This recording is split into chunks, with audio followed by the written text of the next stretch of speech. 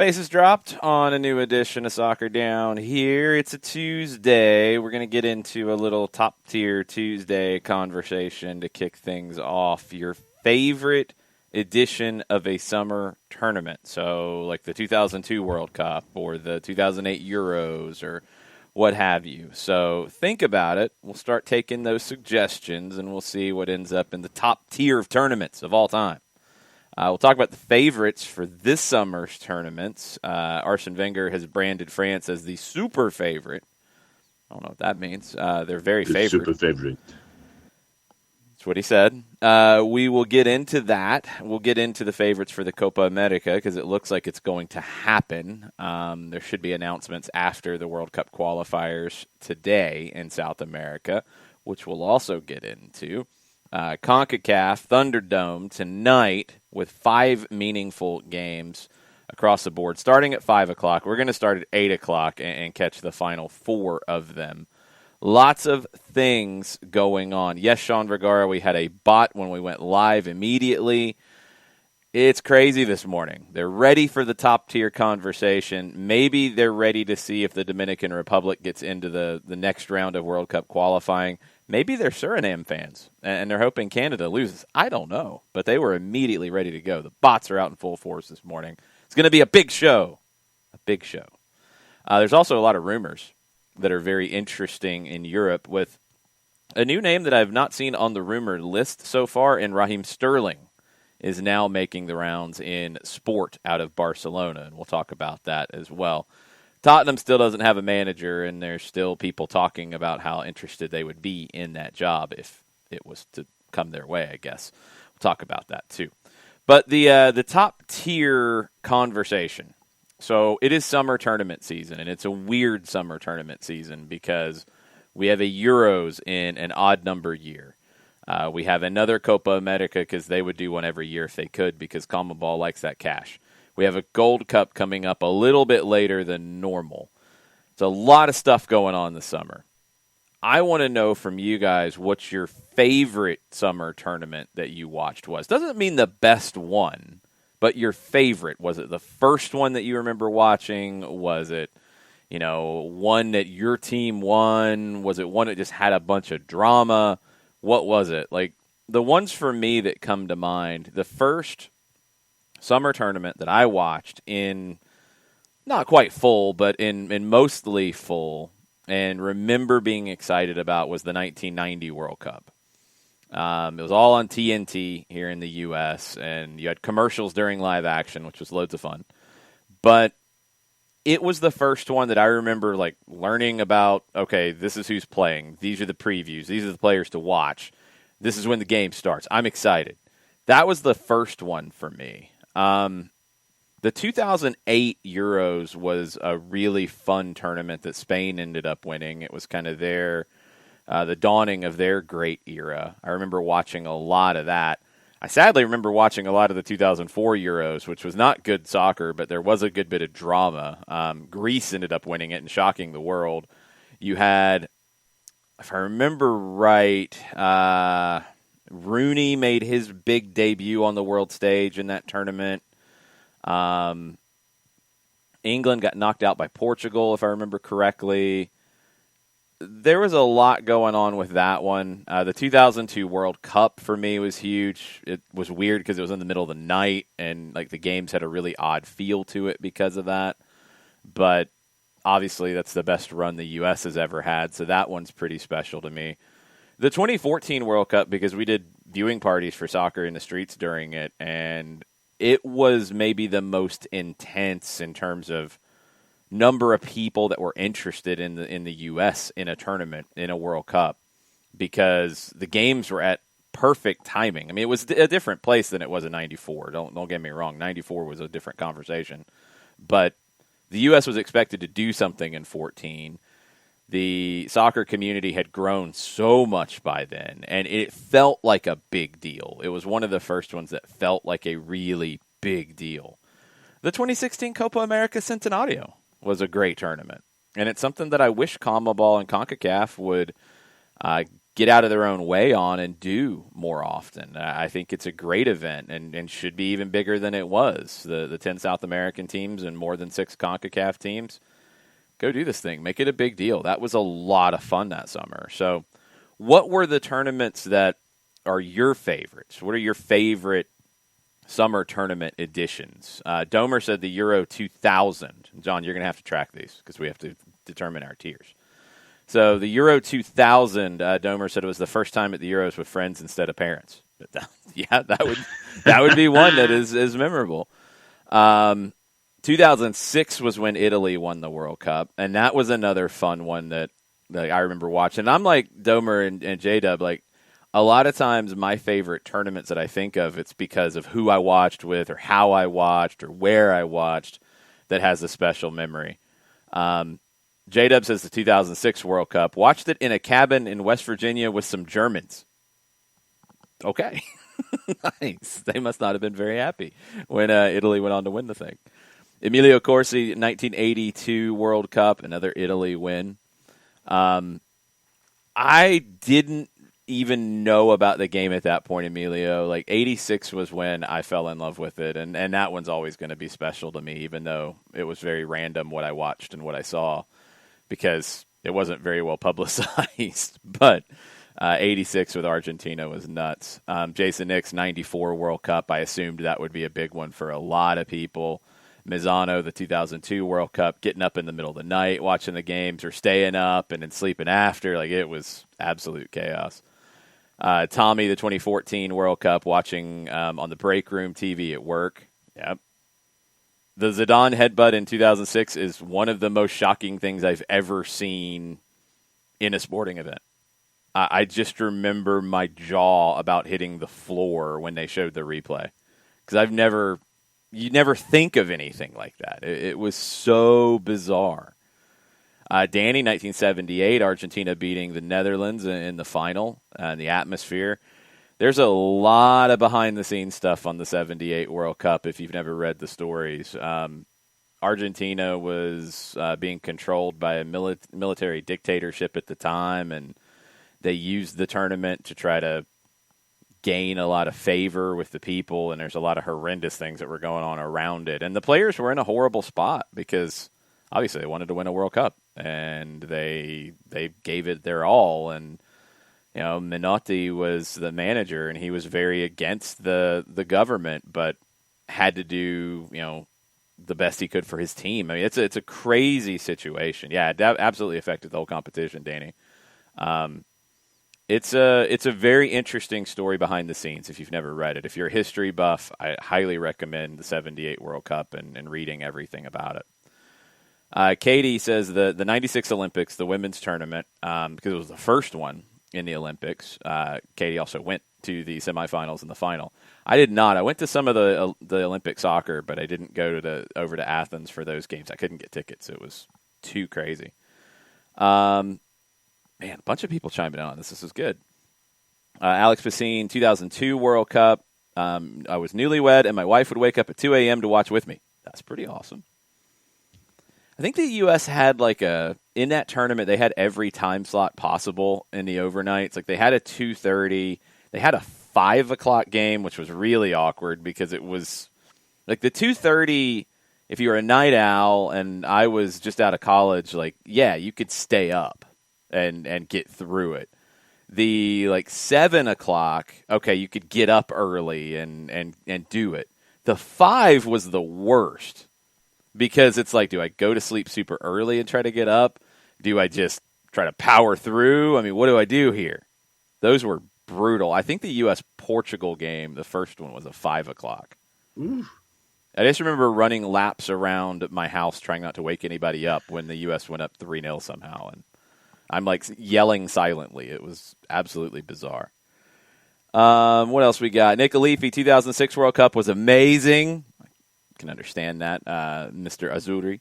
2002 cost me a girlfriend. Wow. Good job, Nick. 98, massive for me, but still heartbreaking. 94 was likewise a heartbreaker, Azzurri forever. Yeah, 94, 94, by the end of that tournament, I had really, fallen for Italy and Baggio because he was so good in the knockout rounds of that tournament, and I was hoping that they would find their way through it. I mean, the Brazilian team was a fun team in that tournament.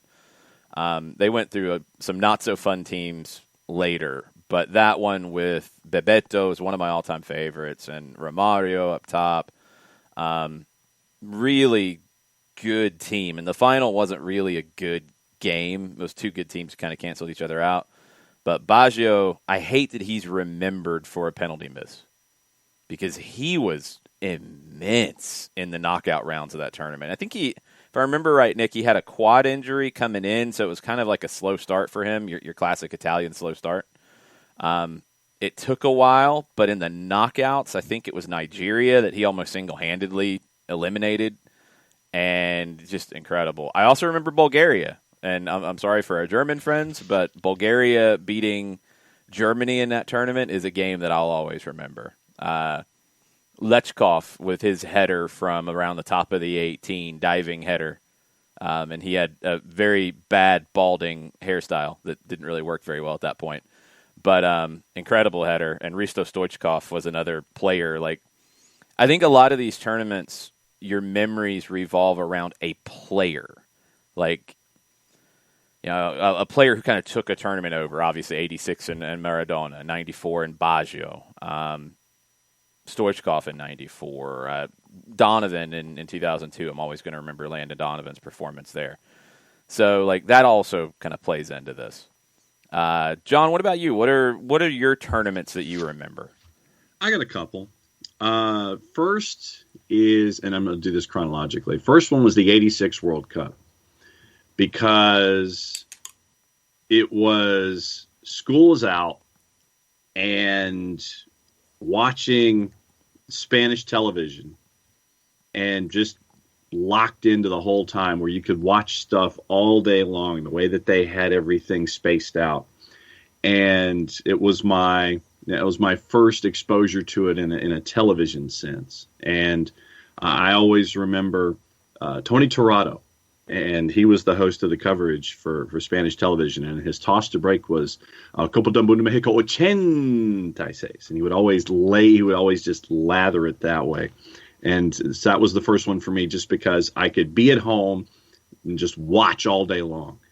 And then for me, the 99 Women's World Cup here in the States. Mm-hmm. That's for me, that was twofold because it was here in the States and I was covering it on a daily basis in local television. And so that way you'd watch games and you could actually do something. You sit there and you show highlights of the Americans and show all the highlights and just go wall to wall with it in your sports segment. And so that one for me was special. And then 2010 South Africa, the World Cup there was the other one for me.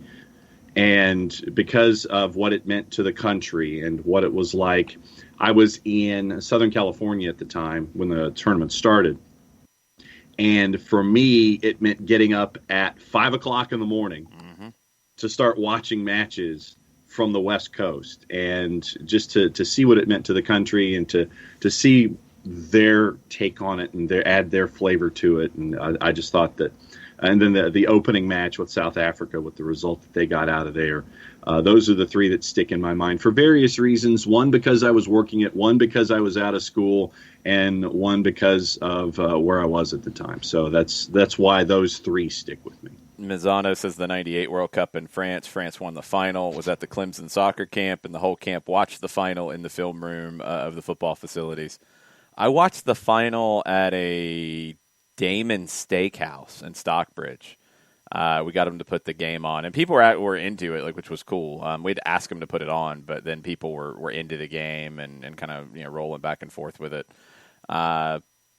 Sad the way everything went down with Ronaldo in that one, and it definitely had cast a big shadow on that final. But that tournament, I don't really have great memories of because the U.S. was so bad in it, and there really wasn't a lot else that I remember big time with it. I do remember Jamaica making their appearance and kind of that backstory of it, but probably the other thing I remember about 98 was Croatia and their run. and that was the first time Croatia really on the world stage and making a deep run into the tournament. I highly recommend, Tommy mentions it, others have mentioned it too, the World Cup documentaries, the FIFA films that they've put out, and FIFA commissions it. They're hit or miss. Some of them they tried to do like a little storyline, which was weird, but they've got them going all the way back to 54. Oh, wow. And some of the ones are really good. The 82 one I'll always remember because I watched the tape over and over and over again as a kid, and Sean Connery was the narrator, which was very cool. The 86 one is really good. I think Michael Caine was the narrator on that one. Those are great to go back and watch to get the sense of the story of the tournament.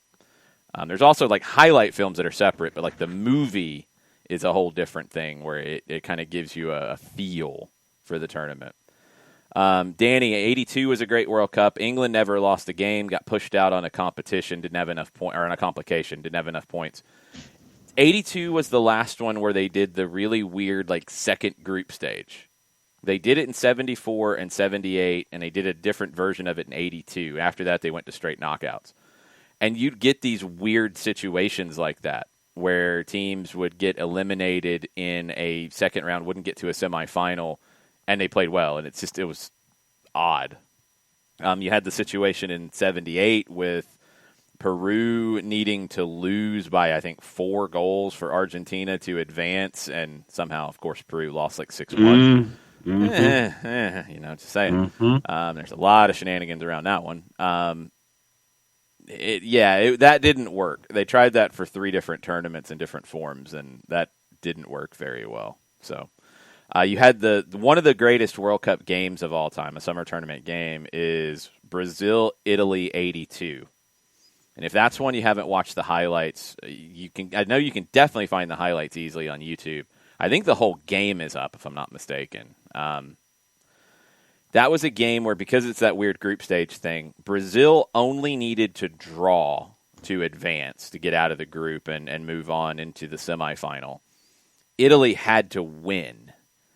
And Brazil never really had any understanding of how to defend in that tournament. That 82 Brazilian team is one that a lot of people, still to this day just love. And I mean, go back and look at the way they played. I mean, Zico in his prime, and Socrates, and they were incredible. Eder was incredible. But they had no structure to defend. It's not like what we've talked about with Gabriel Heinze about he's not going to like shut down shop late in a game and park the bus. It was this team really just couldn't defend. They just were awful defensively.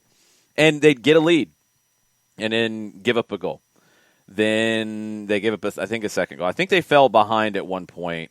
Either they fell behind 1-0 and they kept coming back to tie and they were comfortable, or it was the other way around. But they kept getting into a spot where they're good. They didn't have to attack so much, and they gave up bad goals going the other way. And Paolo Rossi had a hat trick in the game, and Italy ended up winning 3-2. They go on. Everybody's favorite Brazilian team gets knocked out. That's a team that a lot of people in Brazil say is better than a bunch of their World Cup champions. But they couldn't defend to save their lives. Martha, 98 in France was my first World Cup, watching religiously. Living in Japan at the time, there were a few players from the high school I was teaching at on the squad, which is very cool, Higashi. So it was a big deal in the town where I was living, and it was so awesome.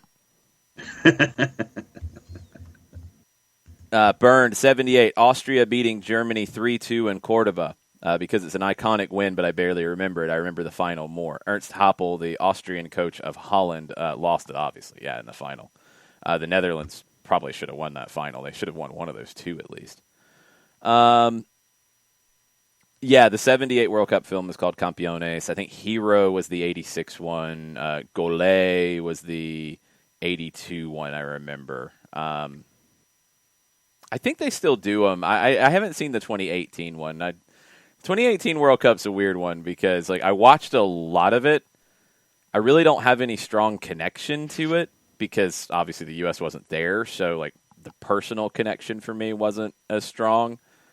But I remember watching a lot of it. It didn't stick. 2014, a lot of it sticks, and it's not all the U.S. games either. It's weird how that happens sometimes. Let's see what else we got here as everybody is coming around on this. Nick says, we were late to my cousin's wedding in 98 because Italy, France went into extra time. Hashtag choices. 4-card. There's not a 30 for 30 on the U.S. at France 98. There is a podcast series on it that I highly recommend. I listened to it. I think it came out before the 2018 World Cup. I believe Roger Bennett from Men with Blazers did it, if I remember right. It's got to still be out there. I don't remember the name of it, but it was really good and had a lot of really good interviews with people involved in it. I highly recommend that 4-card. And I think there was also an oral history that was put out by ESPN on ESPN.com just before the 2018. Probably. About the 98 too. Probably. I think it might have been from the podcast series, but yeah, it was a really good listen. It was like 4 or 5 episodes, and it was really good. I know Lala spoke on it. I think Winalda did. I think Sampson did. Like it was very, very good. Yeah, that's definitely one of those stories that is just crazy. The way the U.S. actually had a really good qualification run. I remember watching a lot of that, and then just everything fell apart very badly. Emilio Corsi, listened to the World Cup 1970 on some weird closed-circuit radio thingy with our Italian neighbors in our backyard in Queens. That is awesome. Rivera, unhappy result. Obviously, it was not a good final for Italy. Didn't really understand what was going on. My father was not happy. That's awesome. What's up, Johannes? What's going on? Hopefully you're doing well. J-Dub, I also remember watching the 2014 World Cup on my phone at camp during lunch when the USA was playing. Got the entire lunch chanting USA. We'll never forget that. I will always remember the Ghana game and the goal because the bar where we were doing a watch party at erupted. It was pretty insane. That's my favorite memory of that tournament because it all went downhill for the U.S. from there. It's like the Portugal game was really good, then they threw it away, bad subs and bad match management. The Germany game was awful because the U.S. was gassed and just couldn't compete really. And in the Belgium game, it's just like watching with your hands over your eyes and peeking through because it's shot after shot after shot after shot. That part was not fun. That part was not fun at all. But yeah, those kinds of games are fun. I mean, the 2015 Women's World Cup is one that I'll always remember. That was a really good tournament. That was one where it felt like a bigger deal than it had been outside of being here in 99. That was really cool. The 2019 Women's World Cup was a great tournament. And the semifinal with the U.S. and England is a classic. It's absolutely a classic. The last 2 Women's World Cups have been great, watching the whole thing. Because, I mean, 2019, the Women's World Cup, you had that crazy Argentina-Scotland game with all the madness going on with it. There were all kinds of storylines going on during that tournament. That was a really fun tournament to watch and consume and dig into. Thank you, Katie. American Fiasco, that's the pod. It does go over all that, and it's a pretty long run on it. I'll take a 30 for 30 as well, absolutely. 2 Escobars is another great 30 for 30 on a summer tournament. Absolutely, Ricky. That's an amazing documentary. Yep. What else we got? I have not seen the Sir Alex Ferguson documentary. Now that we're shifting to that, Sam, I do need to sit down with that before we get back into a crazy schedule with Atlanta United kicking back off. 4-card. France 98 was my first semester at Georgia Tech. I remember watching games at the Student Center, made a lot of friends that summer.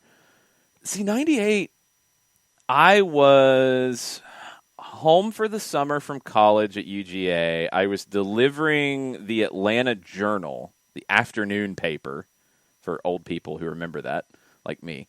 I had to pick up the papers, I think, at like 12:30 or 1, if I remember right.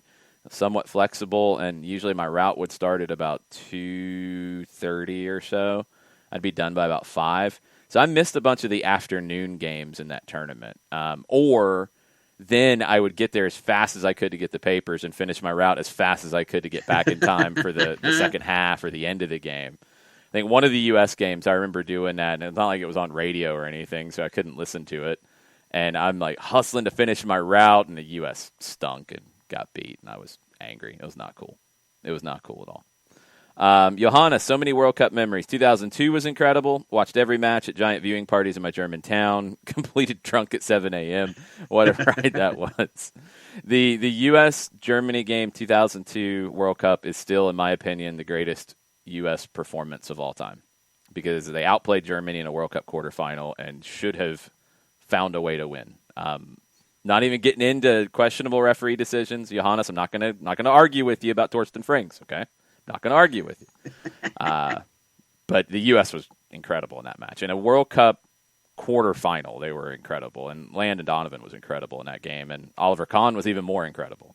But that game, that's the one that I remember. I'm pretty sure I cried after that. I'm pretty sure there were tears after that loss because it was so close to going to a World Cup semifinal. And look, as good as the U.S. team is right now, what they're doing and how they're improving, there's no guarantee we ever see a semifinal. Like, that's the reality. It's hard. It's really hard. And there's luck involved, and the U.S. needed luck in that tournament, too. They needed luck when they stunk it up against Poland in the last group game, and they got help from South Korea to knock out Portugal. But they were the better team in a World Cup quarterfinal, and I don't know how many times we'll be able to say that. That was a wild game, incredible game. I highly recommend watching that one back. Go ahead. A couple on Twitter. Okay. Michael Head said, being in France for the 2006 World Cup was simply amazing. Oh, that's cool. And he says, also watching the 18 and 19 finals at the Benz was fun as heck and showed how much soccer has grown here. Yeah, that was pretty cool. The 2019 women's final was a lot of fun watching it there and people getting in early. 2018... Again, I've said it. I was kind of disconnected from that tournament emotionally, so it didn't have the same feel to me. I was pulling for Croatia in that because it would have been the great upset underdog story, but no, that one doesn't have as much meaning to me. 2019 was really cool. That was a very, very cool day all the way around. For Colin Martz, it's World Cup 2002. The matches started around 2 a.m. Eastern time, so only the super hardcore fans were watching. At the time, I was fortunate to have a job that ended around 1 a.m., so I stayed up every night and watched almost every minute of every match that tournament. I watched a lot more of it than I probably should have, considering I did not have a job that I was up till 1 o'clock. I had a job that a lot of times I needed to be there at 9 o'clock, so I do remember having to coordinate with my boss at the time that for that U.S.-Germany game, because I think it was a 7 o'clock game. It's like, look, I'm not here at 9. I'm here when the game's over, period. If it goes to extra time and penalties, I'm here when it's over. I'll see you then. And he's like, that's cool. We'll cover it. It's fine.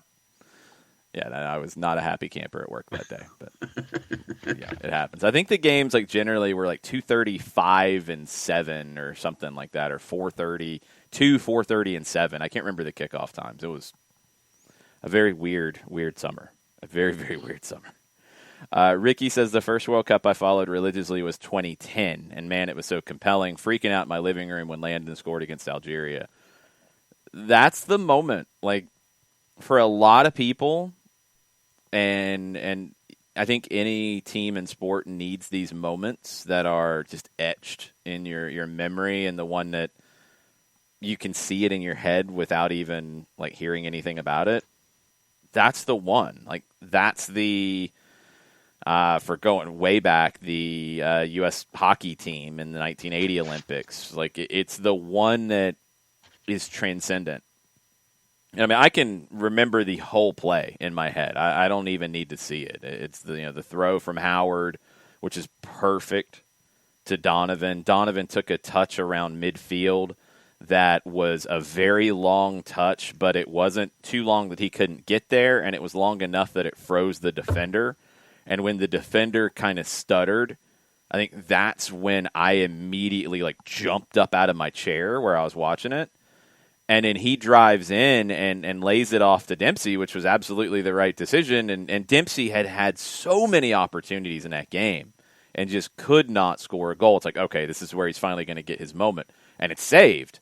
And you're immediately you're up with that touch. And in the layoff, and you're on edge, and in the shot and the save, and you almost sit back down, but you don't have time to because Donovan comes crashing in and then scores. And then it's a blur of hugs and screaming and madness and Jaeger shots at 11:45 in the morning, and yeah, that happened. And Ian Dark, yeah. Yeah, Ian Dark's call is great. Andres Cantor's call is one of my favorite calls of anything ever, and I could only hope to match that kind of emotion in anything I do. Andres Cantor's call, like, you can hear him crying as he's explaining it. And it's not easy to hear somebody cry, not like sniffling crying. Like, you can hear it in his voice crying about how much it meant. That call gives me goosebumps every single time. It was unbelievable.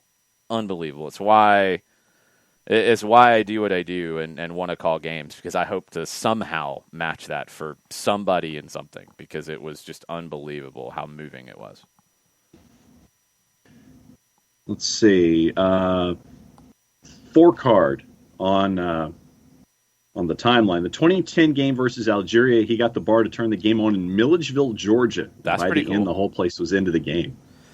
Yeah, the difference between 2010 and 2014 was actually really big here in this country. And then, I mean, as Byrne kind of points out, the difference to 2018 was actually really big as well. Like, 2018 was still a big deal, but it wasn't the same. 2010 was a big deal, but for a lot of us who had been in the soccer community for a long time, it wasn't underground, but it was like the games weren't as easy to watch at that time because they were in the mornings, early afternoons. Like, you had to go out of your way a little bit to watch the 2010 World Cup, and it was big. And the knockout game against Ghana, I mean, it was big. The bar where we did viewing parties was packed, and I mean, it was very cool. 2014 was on another level with it. I mean, it was from day one, because the games were at like 6 o'clock, 7 o'clock. I mean, a lot of the games were at perfect times for this. Was crazy. And it felt like that's when it crossed over into the mainstream. And that's why missing on 18 was really a big deal, because 18 would have then grown from it. Byrne says, I honestly enjoy World Cups more when I'm in a place that lives and dies by it, which the U.S. can be if the U.S. is in it, 100%. Where everything shuts down for games, where every restaurant has TVs everywhere, watch parties, that sort of stuff. So when the U.S. missed the 18 World Cup, I was so disappointed. I went to Europe for most of June so my kid can experience that feeling while he's still little. We had a good time. Yeah, I mean, that's critical. Like, 2014, I remember, like, because we did the watch parties at the same place in 10 and 14. And by the time we got to 2014, the Belgium game was in the midweek, and I want to say it was like a 4 or 5 o'clock start. It was late afternoon, maybe 3:30 or something. I don't know. It was late in the afternoon, but we would get there early and get stuff set up because we were doing fundraisers for soccer in the streets and raffles, and I mean, there was a little bit of setup that we had to do. So I remember getting there early, and people were tailgating in the bar parking lot waiting to get in before the doors opened. It was insane. Like, that almost, made me cry to see something like that in this country. It was crazy. Johannes, the Algeria game 2010 was magical as well. I was at a Buffalo Wild Wings in Greenville, South Carolina, taking a long lunch, and I ended up being carried on shoulders by 2 total strangers and getting the bar to chant USA, USA. Wow, that is amazing. I remember the Jaeger shots, and I remember impromptu DJing at 12, whatever the broadcast ended, about 12:30 or so, for a couple of hours. And then I know I went to an Atlanta Beat game that night, but somebody else drove because I maybe had a few drinks. Anyway, 4-card 2002 World Cup. I was on a school trip to Madison, Wisconsin. I remember people looking at us like we're nuts, watching and screaming with games over breakfast instead of preparing for the conference/competition we were there to attend. That's awesome. Katie, yeah, this is a good shout too. The Dempsey goal versus Ghana in the bar was so fun in 2014. Then we got hungry and left because it was too crowded. Watched the Brooks winner in a wing place going nuts, and no one else cared. There was still some of that in 2014, but I was really surprised by non-soccer friendly sports bars and places going out of their way to advertise, hey, watch the World Cup here. that was starting to take over in 2014. I think in Atlanta especially, Atlanta United had just been announced a few months before the World Cup. So Atlanta United, it was MLS Atlanta at the time, was able to kind of capitalize on some of that. It was big. Like, there were a lot of things that came together. That 2014 World Cup run and the excitement around it, yeah, it was something that helped get soccer into the mainstream a little bit more. And I think it did help Atlanta United as they got ready to start. Will is very excited about the United States holding the CONCACAF Nations League trophy. And Will is saying good morning from Huntsville, Alabama. Good morning from Huntsville, Alabama. It looks like the start time for Belgium and the U.S. was 3 o'clock in the afternoon. 3 o'clock. Right? That makes sense. I knew it was late in the day because I remember being at the office and then leaving early and going to set up. And I guess people started tailgating after lunch at the bar, which was very cool. Tailgating outside of a bar to watch a World Cup game was something I did not expect. Martha watched the U.S.-England game in 2010 at a pub in England, in London. That game was crazy. We did a viewing party at Park Tavern, and it was a split viewing party. I think we did stuff with the, I think it was the Chamber of Commerce from the UK. So it was a really fun, very family friendly atmosphere. Of course, once the game started, there were lots of things being yelled after everybody's like, "Hey, there's going to be a bunch of kids around. This is a kids event." Kind of went out the window, I think, once the game started. But I remember going somewhere else afterwards where there was another viewing party, and they were still drunk and crazy, singing songs about Robert Greene, who had given up the goal to the U.S. So that was kind of nuts. Katie has been to the Buffalo Wild Wings where Johannes was carried around in Greenville. That's awesome. Nick watched the 98 final at the Ralph Lundy camp. Lundy wore a Brazil shirt and had to eat crow after talking mad trash about France. That's always the worst. Let's see. Will asking about my paper delivery routes. I did deliver papers in '96 as well, and I remember the bombing at Centennial Park because just from my job, the papers were delayed. Obviously, we sat in the parking lot for.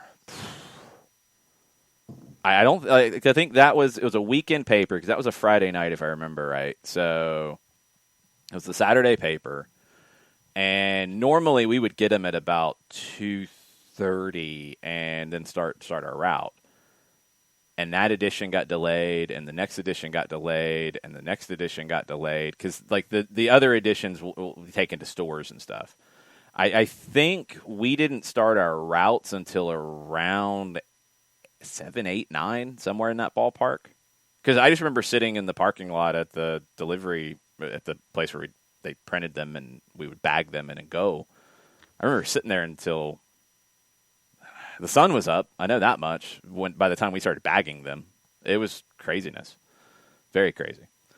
Johannes, about 2002. Look, 19 years later, I can admit that Germany wasn't the better team on the day, but watching Oliver Kahn at the absolute top of his craft that tournament was unreal. It's probably I can't think of a better one. It's probably the best goalkeeper performance at a major tournament. If there's another one, throw it in. But he carried that team. He absolutely carried that team.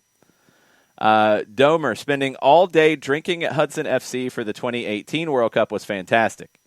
Casey kept calling Fran to make sure I was still vertical.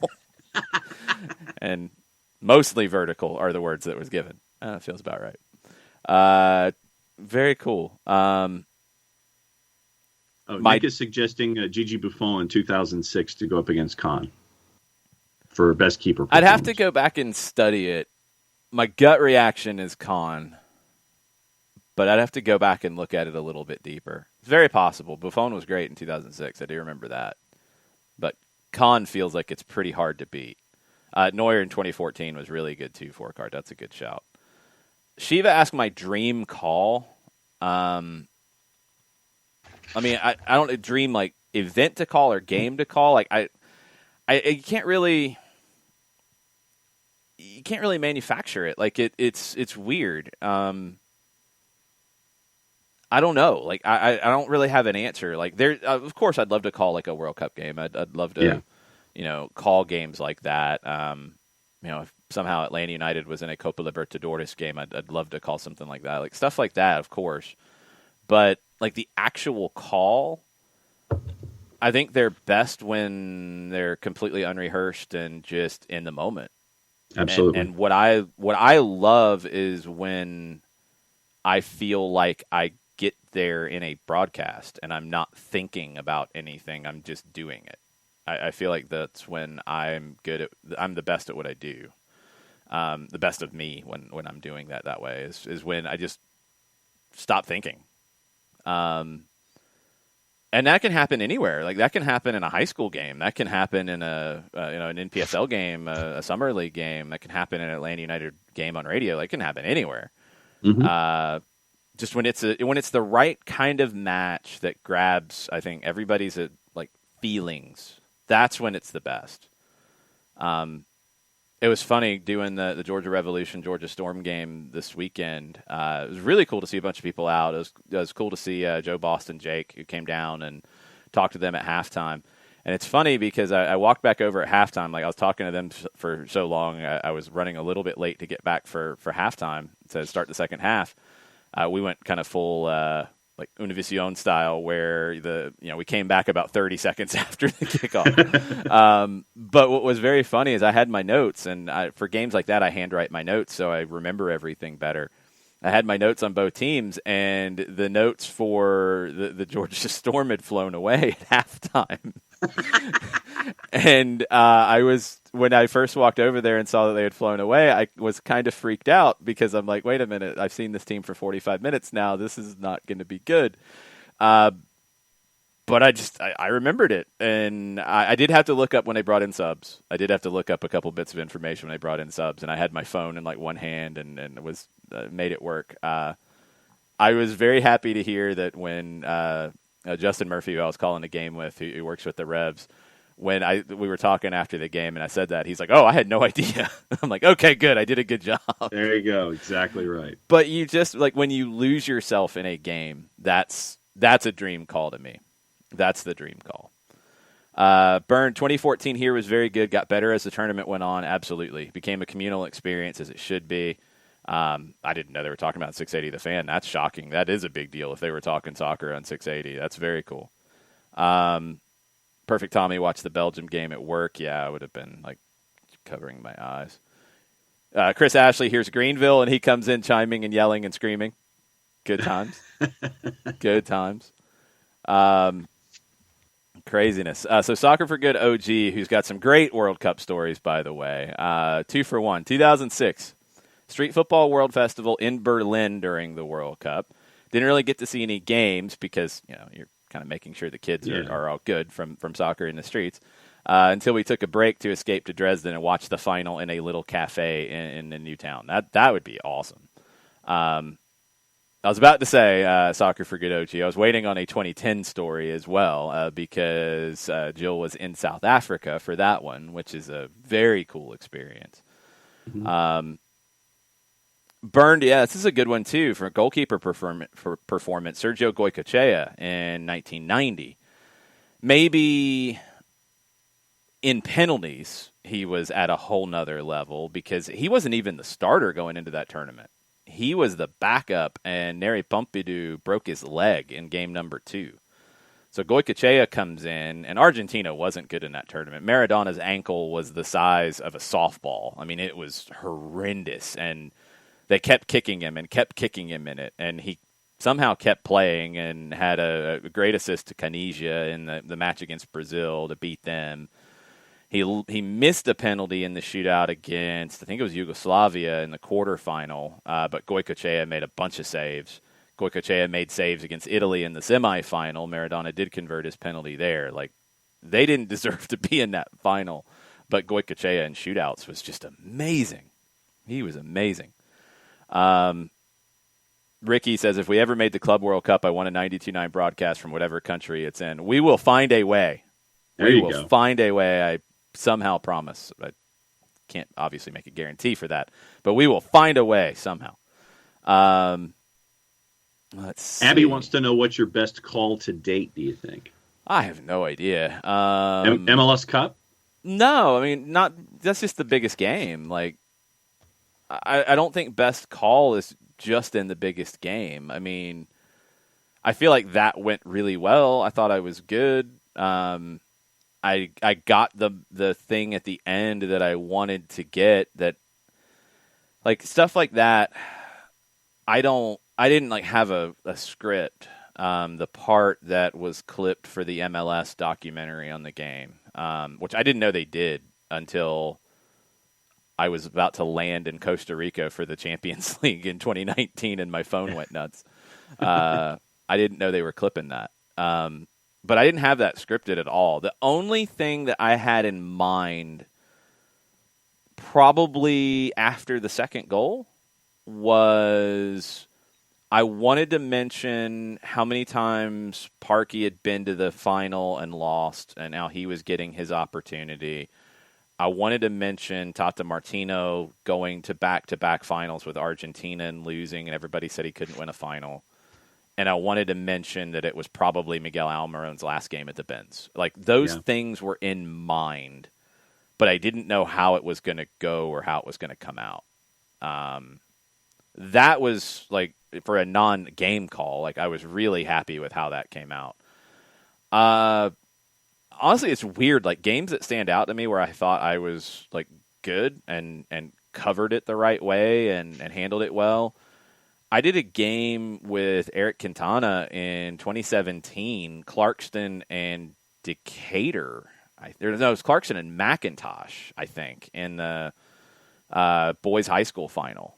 And it was one of the first times I did play-by-play, and I loved that call. Like, I thought it was really good, and there's been the final that I did this year with Jess. I thought was really good. Games on color. I'm trying to think of other Atlanta United games. A lot really of folks are mentioning MLS After Dark in San Jose. That's just because I lost my mind at the end. Like, I don't remember anything else from that game. And then your best reaction is the visceral noises from Jeff's Golden Campeones. That one was great. The one thing about the San Jose game that I think I really did a good job on, beyond speaking in tongues after the winner, explaining what happened with the VAR situation. I think I nailed that one because I saw it all play out, and I knew the order of how things was happening. So I was able to. That goal happened. I saw they were talking. I saw they were going to a review. I knew exactly what they were reviewing, not offside, not anything else. I knew what was happening. I was able to explain it. That's maybe one of the best moments I've had calling a game because I think I got everything dead on. I think ultimately, even though there was disagreement from people at the time, I think I got the Caden Clark goal last year correct with the offside situation. It took months for it to be vindicated by UEFA in the Champions League, but I think I got that one right. I think I explained it well. And I think Kevin and I both were on the same page and nailed the explanation of that. Those are the moments where I feel when I'm doing color, if I bring something to the table like that, I feel like I get it, and I'm really contributing in the broadcast. Because look, my contribution is going to be different. I mean, I don't have the playing history to lean back on. I can't say what it felt like to do this in a game, or when I see this, I know to do this. I can't go there. I can explain things tactically pretty well, I think, in the way things go. I thought, on the Chiefs game this weekend, for example, I spotted it really early, the outlet to McFadden against Masoso, and they kept doing it, and I kept calling it out, and eventually they actually had to make a change at halftime because it wasn't working. Yep. When I get those things, I can do that really well. I can't say, as Aiden McFadden in that situation, I know to do this. I don't have that in my locker. So, I have to find other ways, I think, to be really good at what I do. And Yeah, the referee stuff is part of it because I really try to study it and pay attention to it, but just explaining game flow and tactics and changes, I try to get those things right. When I think I get them right is when I feel like I'm contributing the most to a broadcast. Let's see. Ricky Ricardo says the Barco goal against New England was also a good reaction. Oh, yeah, because we had such a good angle on that one of, like, we were almost – Barco was between us and the goal, the way, like, we were laid out at Gillette. So I saw him cut. I knew exactly what he was looking to do, and it was one of the times where it opened for him because he looks for that a lot when he cuts back to the right to come across. He's looking for that shot, and this was one where – he pulled the right move, got the cut, got the space, and just let it rip. And we could see it curling. It was looking wide, and it curled back in. That was a beautiful goal. That's one of my favorite goals.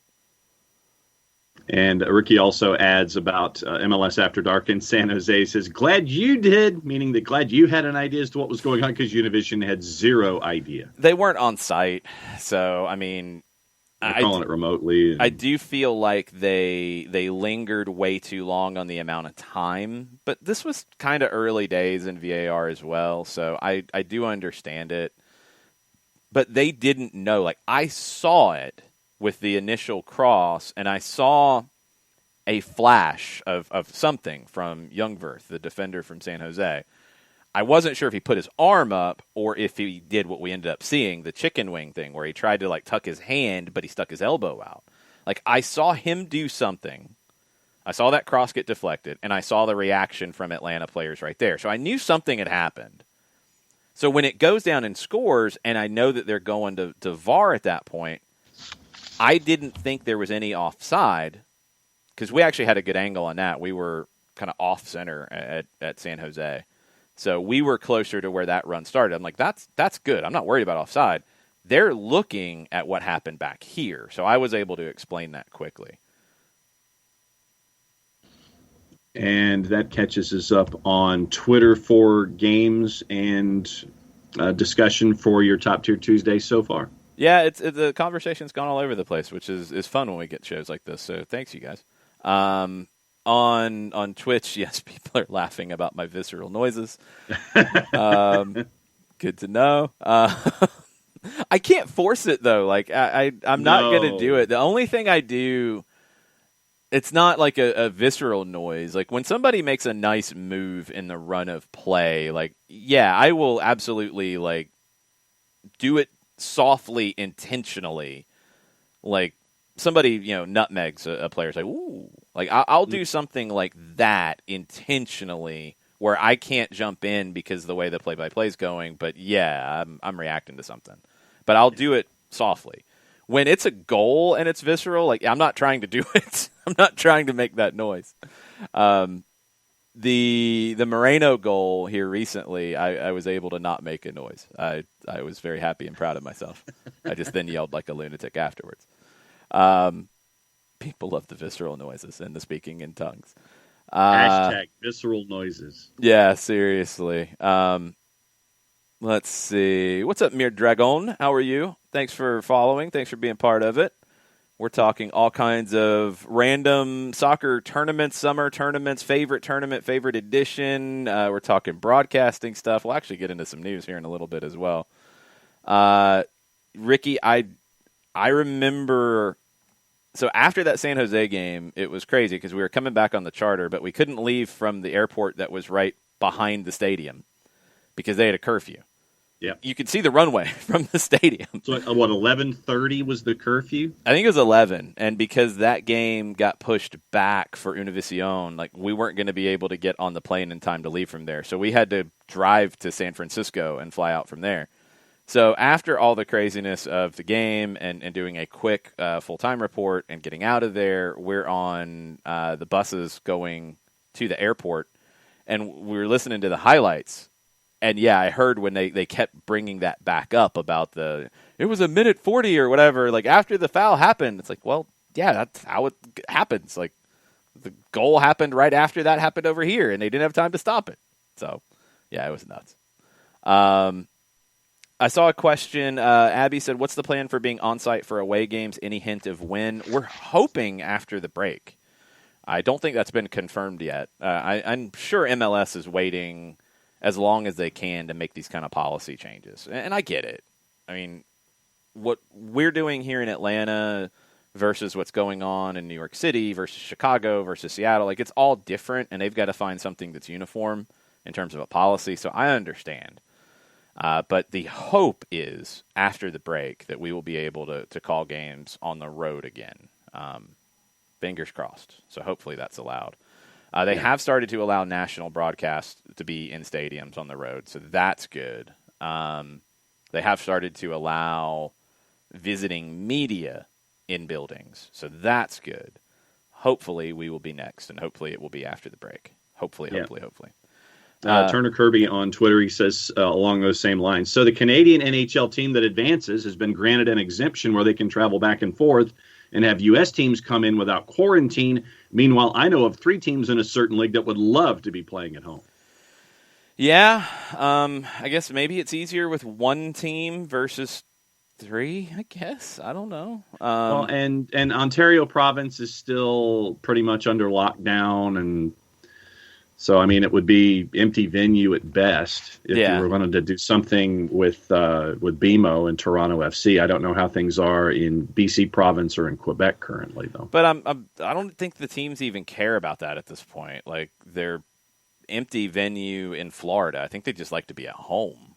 So if they can travel, though, that's the issue. It's not the empty venue part. It's the being able to cross the border back and forth. Like, that's why the Canadian teams are here.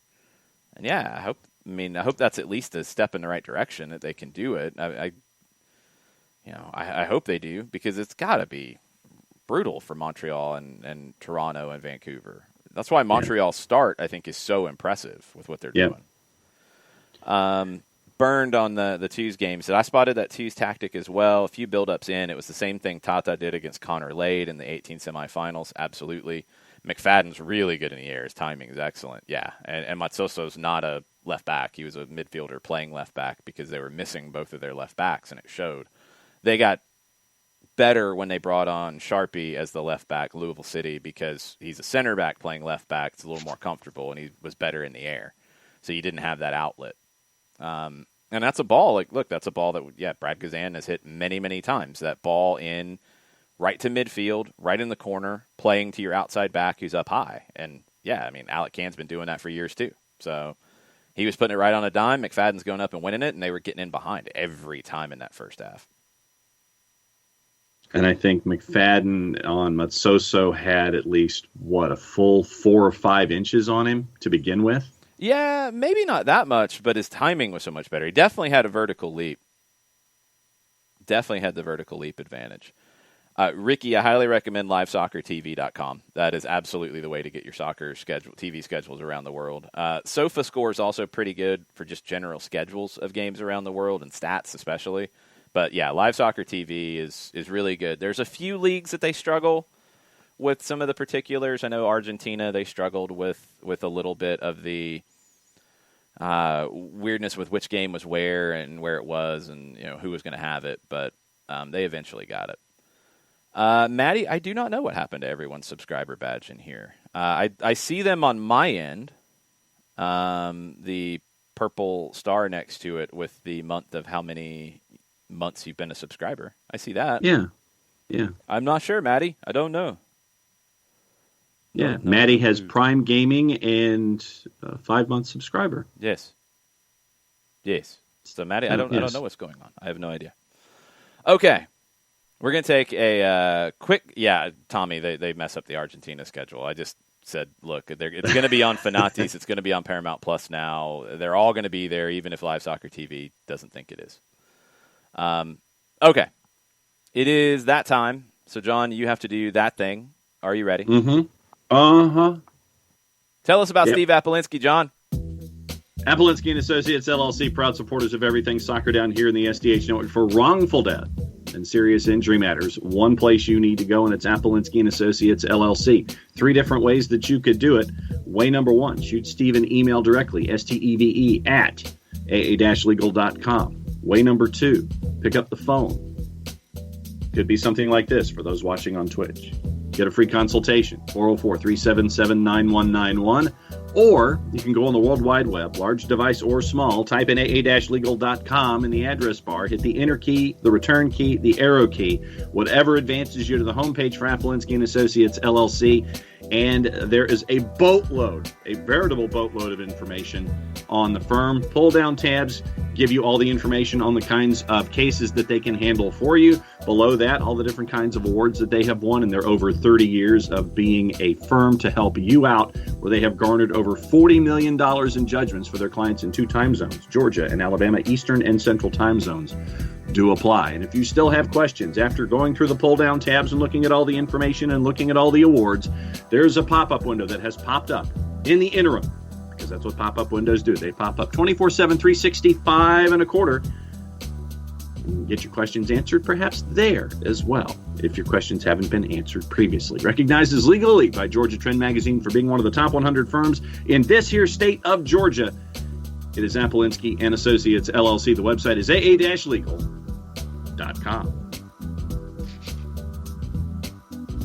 You went longer today. I did? Okay. Yep. Good 20 seconds or so longer, John. Far out. You got a -2 for those on Twitch. What about the podcast listeners, John? Yeah, you got to be careful about that sometimes. -2, don't like the time zone talk. -1.7 for being ridiculously long. Says the man in the Eastern time zone. Yes. 4.3. That's 4. Very East Germany of you, Chris. Oh, now you're going to start yelling at people? John, your scores are about to be trashed. Slurred network, -1. Displayed phone that wasn't rotary, +1. -1, we know what a phone looks like. -3, too much hand movement, not listening to complaints about too much hand movement. 4 out of 10. 4.3 out of 10. Lots of ad-libs today, question mark. Yep. Chef's kiss out of 10, but the chef doesn't use salt. That's got to be less than a 10. Felt like he was phoning it in today. A meh 6. Alex Bassine gave you a 20. 2-day scores combined into 1. That's not how it works, Alex. Sorry. Thank you, Alex. It's about like Antoine Griezmann managing Newcastle United on Football Manager. J-Dub, 8 out of 10. In a good mood because of all the nostalgia talk. Careful with the ad-libs, though. -1, way number 2, I'm lost. -1 for a nonsensical visual aid when we all know what a phone looks like. -1 in the interim. -1 just adding words. A tap-in missed over the bar, 2.345. Thank you, Sean. +2 for the phone, 8.3. Tommy liked the phone. Abby, phone visual, cute, but -2. Better decreased use of hands. I don't know about that one, Abby. +1. A little long, -2. 7.02. An 8. A -1 pull-down tabs. Meh. An album, 88.5 out of 100. As someone who used to spin the black circle at 88.5 in a past life, I can appreciate that rating. -2, too many ad-libs. -1, a little lengthy. 7. Alex Bassine, maybe you will get Antoine Griezmann to manage Newcastle in a later life. Possibly. Maybe. Sean is very happy that the scores are getting more critical. Sean likes chaos. I would rather there be honesty in the timeline. Mm-hmm. Oh, now are you calling out Alex Bassine? Is that what you're doing? Absolutely not. Sure. Alex is an incredibly honest individual who I like very much. I think you might have. Let everyone have their opinions. I don't want someone putting an opinion on there that they don't believe in themselves. I want you to be nice until it's time to not be nice. That about sums it up. Morning, Dalton. That about sums it up. News this morning, Paramount Plus is going to exclusively stream the Women's Cup this August, the 4-team, 4-match international soccer tournament featuring Racing Louisville and Chicago Red Stars, Bayern Munich, and PSG. That is all going to be exclusively on Paramount Plus. Very cool. Looking forward to watching that. We also have a little bit of women's soccer news here with Alana Cook moving from PSG to OL Reign on a permanent transfer. 3-year deal, club option, according to Jeff Kassouf. Also, Olivia Moultrie is close to signing a deal with NWSL, but they can't get this age thing sorted out. It is very complicated what is happening with Moultrie after the court said, yeah, they can't block her from playing because of her age. Now they're not really creating the protocols for adding her to a roster, which is a little goofy. Yeah. Oregon Live. Basically, now Moultrie has returned to court, and now the draft contract to play with Portland is awaiting league approval. So that's where we are. I don't know. Thorns have negotiated a contract, now awaiting league approval, and this is what attorneys told a judge yesterday. Moultrie returned to court for another federal hearing. This is from Maxine Bernstein at the Oregonian. Returned to court for another federal hearing on her player status, with the Thorns coach and several players watching from the gallery to support Olivia Moultrie. Okay. Moultrie's lawyers argue that the NWSL has moved too slowly, flouting the spirit of the judge's order of 2 weeks ago that temporarily lifted the league's 18-year-old minimum age rule. Yeah, it feels like they are. That part's not cool, because I thought it was made fairly clear. They should be allowed to add her, and they haven't. Hold on a minute. Let's see if this is actually on. Bear with me for a second. The Argentina. Oh yeah, it is restricted. Okay. The Argentina U23 match with their Olympic team training. Ezequiel Barco is not in the lineup for their game with Denmark this morning that I believe just kicked off. It might be available later if you want to watch. Some players that we've talked about on the show. Thiago Almada is in that lineup. Agustin Ertzi is in that lineup. Pedro de la Vega is not in the lineup, but he is in camp. Matty Ice asked about it. Did we ever talk about it? He's not at the Argentine national team camp. It's the U23s. They are in Marbella. So that is where things stand right now. He was able to play 30 minutes, and he's gone here. He's not playing in this game, so I don't think he's like a full 100%, can play 90 minutes in multiple games. Can he play 90 in their second game? I'd be a little surprised if he did. I wouldn't be surprised if he played 45 or 60. I think that's probably where he's trending to, and then he will come back for the game on the 20th is my assumption, because the Olympic start of things for Argentina, I don't know when their camp's going to start, but I would doubt that Atlanta would let him be gone for the whole time. But I don't know. I mean, it's a tough situation, so I'm not sure exactly how they'll handle it, but I don't even know if we've seen anything about it, when the camp would start for Argentina. This is a separate camp during the international break, so I'm not sure what they're looking at for the start of the tournament. Let me see if I can get the dates here just sorted out real quick, because it's been a little hard to follow with everything else going on. So, as we know, the U.S. did not qualify for this one. Argentina did, and it will start on July 22nd for the group stage on the men's side. So I don't think they're going to stay in camp for a month before going. I don't think teams are going to allow players to do that. Now, the domestic players in Argentina could, because their league is not going on. The European players in this group, their clubs might want them to rest. And Barco's the only MLS player, I think, who is in this group. I don't think Tati Castellanos made this group. And his league is going on. So it's a little tricky to manage. And I haven't really seen a lot of reporting on it out of Argentina about how the next plans are after this camp. But I know there's one more game in the camp. So stay tuned. But that game is going on right now. He could come off the bench in this game, don't get me wrong. But it just started, Argentina and Denmark U23, and Barco is not starting in the match. Argentina comes into that one at a minus 147. Your draw is a plus 280, and Denmark is a plus 355. Do not ever, ever, ever throw juice boxes at youth national team friendlies. Ever, ever, ever. Don't. Where is that on the scale of degenerate? That is juice the boxing? most degenerate you could possibly get. Do not ever do it. No. Don't do it. Okay. So, what do we have here? I don't know what that is. Sorry. What else we got on Twitter that is outside of the tournament stuff, John? Couple of things. Okay. Chris Kilroy noticed the Ethan Horvath quote where he and Zach Steffen and David Ochoa watched 30 to 40 minutes of penalties in Mexico. Yeah. And Chris says, wasn't Aaron Hyde the Atlanta United keeper coach a couple of years ago that often did Tata's sideline interviews for Bally? Yeah, 17 right. to 19. He came with Brad Kazan because he'd been with Brad with the national team before that, if I remember correctly. And he's back with the national team now. It's obviously a high-level goalkeeper coach. Don't get me wrong. But there is a little bit of an overreaction to that idea that happened. That happens. Like that's what you do when you're preparing for a knockout game. Is you go over all these things. Like this is what you do. I think the impressive part is not that it happened.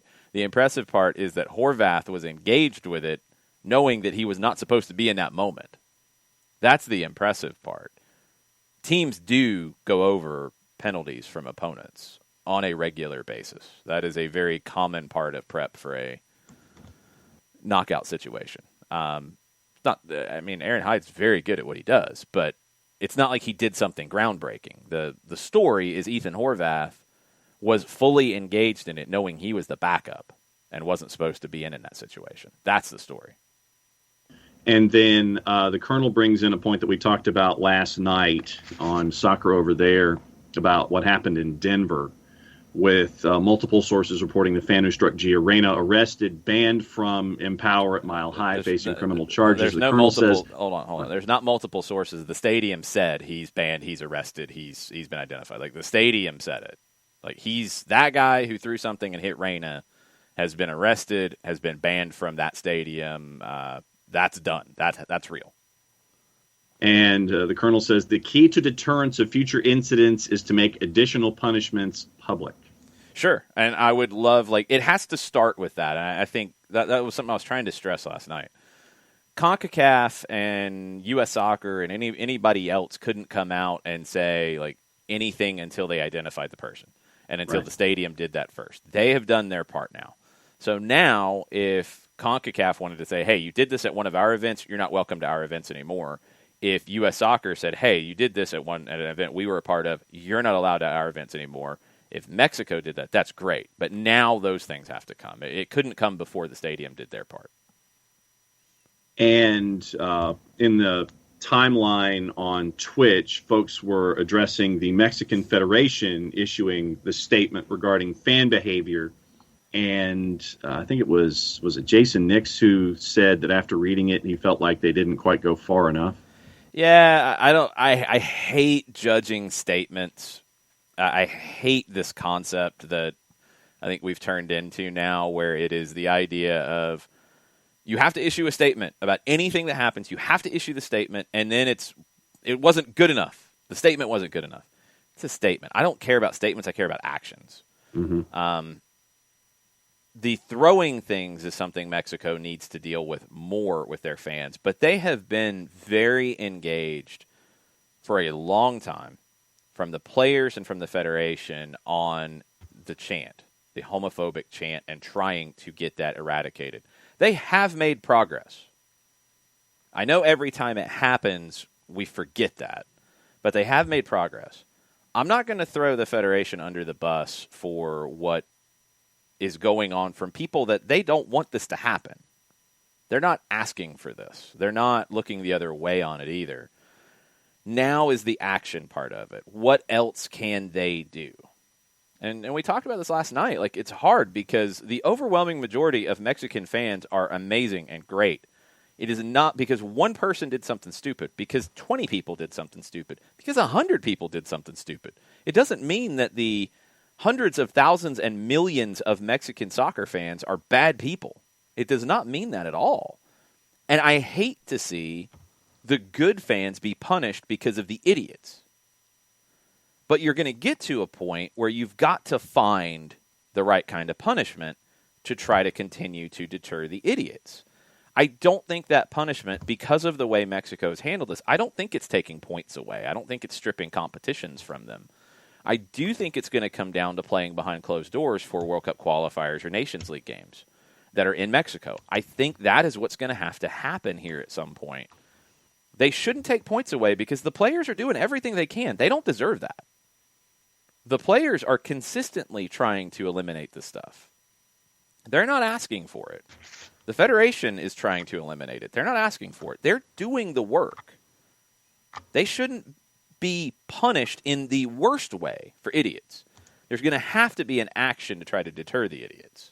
And I think it's going to come down to that. No, Sam Williamson, I thoroughly disagree. I don't think that's fair at all. Sam says the Mexican Federation don't care. They never have. That's not true. The Mexican Federation does care, and they are trying. I really have to disagree with that. Because of a small number, and it is absolutely a small number of idiot fans. And trust me, the U.S. has its own idiot fans too. And there are plenty of teams in this country that have their own idiot fans. Any fan who throws something on the field at a player or spits at a player or any of the things that we've seen here lately, let alone things we've seen in this city in games in these stadiums, those are idiots. The U.S. sure is not blameless in this. I've heard some of the chants from people. Not blameless. But I disagree. The Mexican Federation is trying and has tried. They have put in a lot of work on eliminating that chant. And you're dealing with generations and generations of that being accepted. And now there's no ambiguity. When it initially came up, if you want to point to cultural differences and, well, it doesn't really mean that here and we don't think of it that way and whatever, that's the excuse or that's real, fine. Okay. Ambiguity at the beginning, fine, whatever. There's no ambiguity anymore. The players have said it. The Federation has said it. They're doing what they have to do. I'm not going to punish and hate on them for it. I really thoroughly disagree with that approach. I don't think that's fair. They are trying. They're not succeeding 100%, and there's going to have to be something that happens. But no, it's not fair to hold the Federation and the players from Mexico accountable for a small number of idiots. It's not fair. We have a new listener this morning. Yes. Hi. Who is it? USA Expat Hola. has hopped on. A retired native Californian. This is from the Twitter bio. Retired native Californian, lifetime USMNT fan, now enjoying the Costa Rican Pura Vida lifestyle. Oh, very nice. That is a good lifestyle. Adding another country to the stacks here at SDH and discussing the men's national team.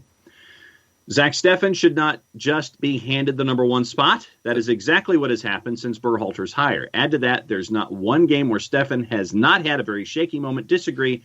Horvath is now the number one until unseated, and that includes Steffen. I don't think either one should be the number one right now. I think it's an open competition. I think it should be an open competition. I don't know if it actually is. I think Steffen is seen as the number one. I do think Ethan Horvath deserves an opportunity. I think there could be others who deserve an opportunity. I agree. I don't think Zach Steffen should be handed that job at the moment. There are other really good goalkeepers who bring different things to the table who should be considered. I don't think Steffen's done enough to lock that job up. I just don't. And the last thing that will catch us up on the Twitter side of things is outside of the soccer purview. From Hudson, the Mile High 17. Is there anyone else here in SDH land excited for the @ATL Hawks game tonight? Good luck on the call, Mike Conti. #Believe Atlanta. Yes, I am absolutely excited for that. I'll be keeping one eye on that while we're doing the CONCACAF Thunderdome watch-along here tonight with all of the CONCACAF World Cup qualifiers, almost all of them. There's one at 5 o'clock. We'll get into all that, lay out the situation for you here in a bit. Back to the chanting and the fan stuff and all that. Alex Pacine says, for me, El Grito is not all that different from the monkey sounds that we've heard in far too many places.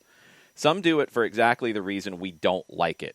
Many more do it because they know it gets under people's skin and they think it's just words and doesn't really mean anything. And that last part is really very important because I think that is what a lot of people either are lying to themselves to say, and that's how they think they can do it and it's okay, or that's what a lot of people really truly think. They're doing it just to give the team the advantage, get under people's skin, anger people, what have you.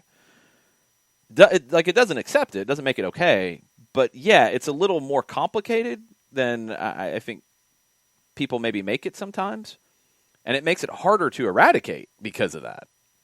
Because it's not as simple as just these people are dumb and have bad beliefs. No, there's some people who are doing it just to anger people. Mm-hmm. Just being the shocking teenager that people want to be sometimes. Like, that happens too. And that's harder to deal with. That's absolutely harder to deal with, and it's a pain. J-Dub, they have not tried playing the quiet game with the entire stadium yet. Winner gets a hot dog. I don't know if that's going to do it. That would be entertaining. Might have to be more than a hot dog. Maybe. J-Dub wants Stefan to cut all his hair off, and then he'd be the number one for sure. We do have an obsession with bald goalkeepers. Ricky, what goalkeepers do you see getting called up for the Gold Cup? Matt Turner was somebody that Bart mentioned yesterday. I can absolutely see that. I think Ochoa could possibly get an opportunity there at the Gold Cup.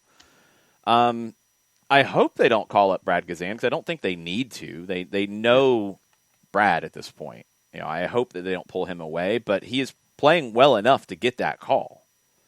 I don't think they need to do it because they know what they're seeing. The Gold Cup should be about guys that they don't know what they have. Turner would be a good one. Ochoa possibly with the senior national team would be a good one. They need to use the Gold Cup because at this point, in my opinion, Greg Berhalter should have 30 to 35 guys that he knows he can count on. He knows what the group can be. He can mix and match depending on injury and stuff like that. But he should have a group of about 30 to 35 that he is looking at for September. He might need to find 5 more or extra depth at certain positions. The Gold Cup needs to be about that. He needs answers on guys that he doesn't have any answers on. If he doesn't have answers on Brad Gazan at this point, he's not paying attention. And he is. Yeah. He is. So we'll see what happens. Turner's the one for me that I really think should be the deal. Jason Nick says, I love Rocco, but he is so small. He's not that small, I didn't think. Says 5'10" feels like a stretch. I wouldn't have ever thought of him as small. He's not the 6'3", 6'4" goalkeeper that I think we get accustomed to. Right.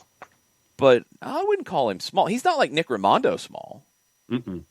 And Nick Raimondo got unfairly criticized for that for most of his career. I don't even think Rocco, like Memo Ochoa is another one who feels small. I don't feel like Rocco's bigger than that. Maybe he's not. I don't know. Maybe I'm mistaken on it. I'm not sure. But yeah, it feels like he's a little bit bigger than that. He could still be growing too. That's true, Abby. Yeah, and Rocco isn't what you would think of as, a muscular, larger, keeper. I mean, he is commensurate to size and weight. It's not like he's, top heavy or anything or incredibly muscular by the looks of things. No, so that might be misleading as well. Yeah, there's not a lot of muscular goalkeepers. That's not it. I mean, he's more in the line of like a Neuer kind of, field player goalkeeper who's not the 6'4", 6'5", because we don't see a lot of field players like that. He's not a Lefebvre who was with Louisville. He's 6'9", which is bonkers as their backup. Sam Williamson says the number one goalkeeper isn't even on the squad for the U.S. and hasn't been called in. He is Rocco Rios Novo. The U.S. has got to get him away from Argentina, because he grew up in Argentina. He was born in Los Angeles. He's a U.S. citizen. That's great for Atlanta United and potentially adding him. But he's been in Argentina's youth national team, so they're going to have to recruit him away. And there's so many young goalkeepers in the U.S., they might not be able to pull that off. Burns says, I still can't get over how incredibly good Atlanta United's goalkeeper pool is. It's an overlooked strength of the front office scouting process. And the academy, too. I mean, that's part of it, because you go from Brad to Alec Can, who I would have no problem if Alec Can had to play an extended run of games with the first team. Not worried about it. Ben Lundgaard, I think, was a great addition. A guy who hadn't gotten an opportunity really in an MLS side. He'd been out on loan, really not even much. He hadn't played very much before he came to Atlanta United too. So they identified him, brought him in. He adds some different things to the table, and he's picking up the distribution. When we've seen him with the twos, he had a really good day with the ball at his feet. I think Lundgaard's a guy that can develop, and he's young for a goalkeeper at 25. He's a guy who can grow into that. And then beyond that, you've got Justin Garces at UCLA, who you can sign as a homegrown. You've got Josh Hanji, who is at Akron, who you can sign as a homegrown, one of the top programs in the country. You've got Rocco Rios Novo, who's on loan. He have an option to purchase his contract from Lanús. And you have Vicente Reyes, in the academy right now, who's the Chilean Youth International.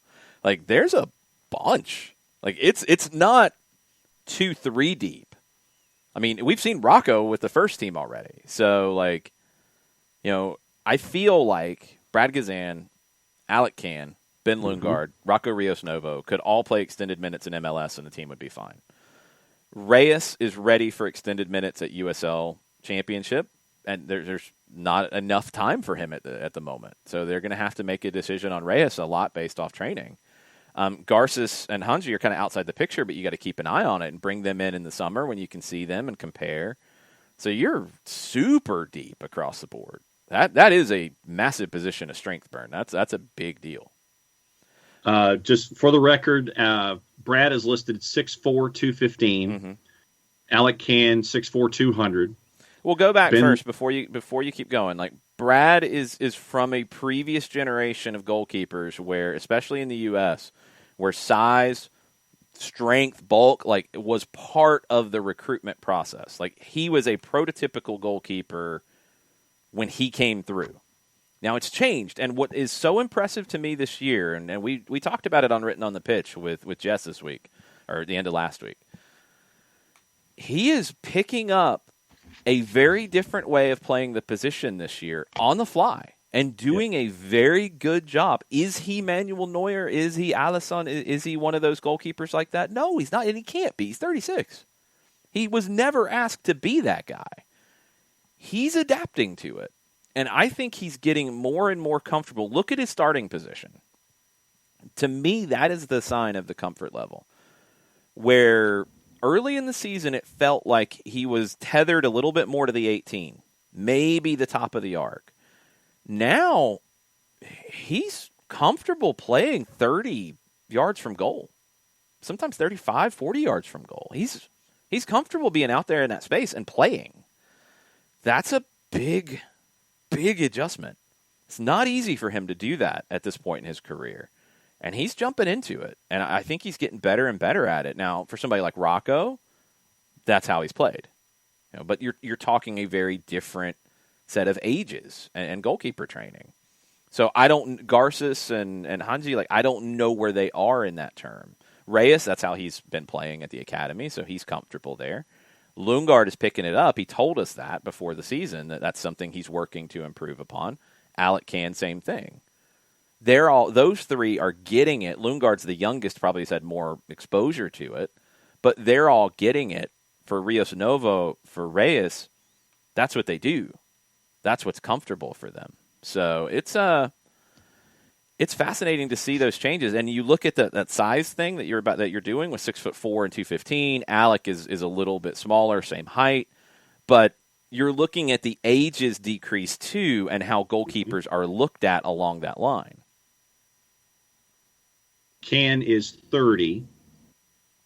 Ben Lundgaard at the age of 25, 6'5", 210. Now he's a bigger kind of throwback, but he's better with his feet, and that's the combination that, wow, if you can find that, a goalkeeper coach is salivating. Rocco at the age of 18 is 5'10", 155. Wow, he feels bigger than that to me, but Jason Nix, you might be right. And Vicente Reyes at 17 years old is 6 foot 166. I think Reyes grew a decent bit in the offseason. When we saw him warming up before the Charleston training exercise, I didn't recognize him because I remembered him being smaller last year. So I think he definitely had a growth spurt in the offseason, and maybe some of that really good eating in the training ground. I think Reyes might have benefited from some of this. Emilio, I do think 6 foot is becoming more typical for goalkeepers now, like Alisson and others. I think that is definitely where more are headed. There's still managers who want the throwback, who want the 6'4", 6'5", 6'6". the hybrid ones, like what Lundgaard I think could become, are the ones that are going to be special, who are 6'3", 6'4", 6'5", but can play with the ball at their feet like a center back. That is going to be a big, big adjustment when it gets to goalkeepers. Bernd, I totally agree. Rocco needs to be on a ball-playing team like Atlanta, Leverkusen's another one. I mean, there's a ton. Like, where he's going to play. Like, that's where he looks like a more impressive goalkeeper. I think he's a really good shot stopper. You know, if you're a smaller guy, you're going to struggle more on crosses, but you can still handle the crossing game. Nick Rimando, for all the talk, like, oh, he's so small, he's so small. I don't remember him really making a whole lot of mistakes on crosses because he had to stay home more. Mm-hmm. He's not coming out and fighting through the trees to get to crosses, so he's staying home, staying on his line, making reaction saves. Ball stays out, ball stays out. I don't care if it's the goalkeeper who's 6'4", 6'5", coming out to punch and getting there and doing it, or if the goalkeeper's making the save. I don't care. Which one works for you? And Nick Rimando was one of the best reaction shot stoppers that I've ever seen. Amazing goalkeeper, and if he had come through now, he'd probably be the one of the best U.S. goalkeepers ever. I still think he is, but he came through at a time where he was always going to be the number 3. Yeah. Behind Brad and behind Tim Howard. He was always going to be that number 3. And it's a shame because he's an incredible player. On the Twitch pitch, Ricky is shocked that Jess was giving props to Brad. She goes, wow, LOL, JK. No, and she was talking about it. Like, you know, it's impressive to see somebody, I think, be so willing to change their game up at the stage of their career. And, yeah, Brad had a rough year last year. I do think we're going to, in time, look back at 2020 across the board for a lot of teams and a lot of leagues and even a lot of sports. And you're going to see some performances from players that don't fit their profile and don't fit their career. It took a toll on guys in different ways. Some people got sick, and some people it affected their game because they had gotten sick. For some, just the disruption to everything, and maybe, you know, dealing with things at home, dealing with things with families, dealing with things with kids. Like, it was very easy to be distracted from work in 2020. So I think that's going to end up being something that we talk about later, and we see these, you know, you look at the back of the baseball card and you see numbers and you're like, what happened in that year? Oh, yeah, that was the COVID year. That was weird. I think you're going to get those for some guys. Brad had a bad year at times last year. He struggled to make some saves that I'm used to him making. This year, I don't have any complaints. I know people keep coming back with, oh, wow, blah, blah. The numbers back it up on him across the board. He is evolving as a goalkeeper, which is incredibly impressive at his age, and I think he's doing very, very well. I think he's one of the highest-rated goalkeepers in the league right now.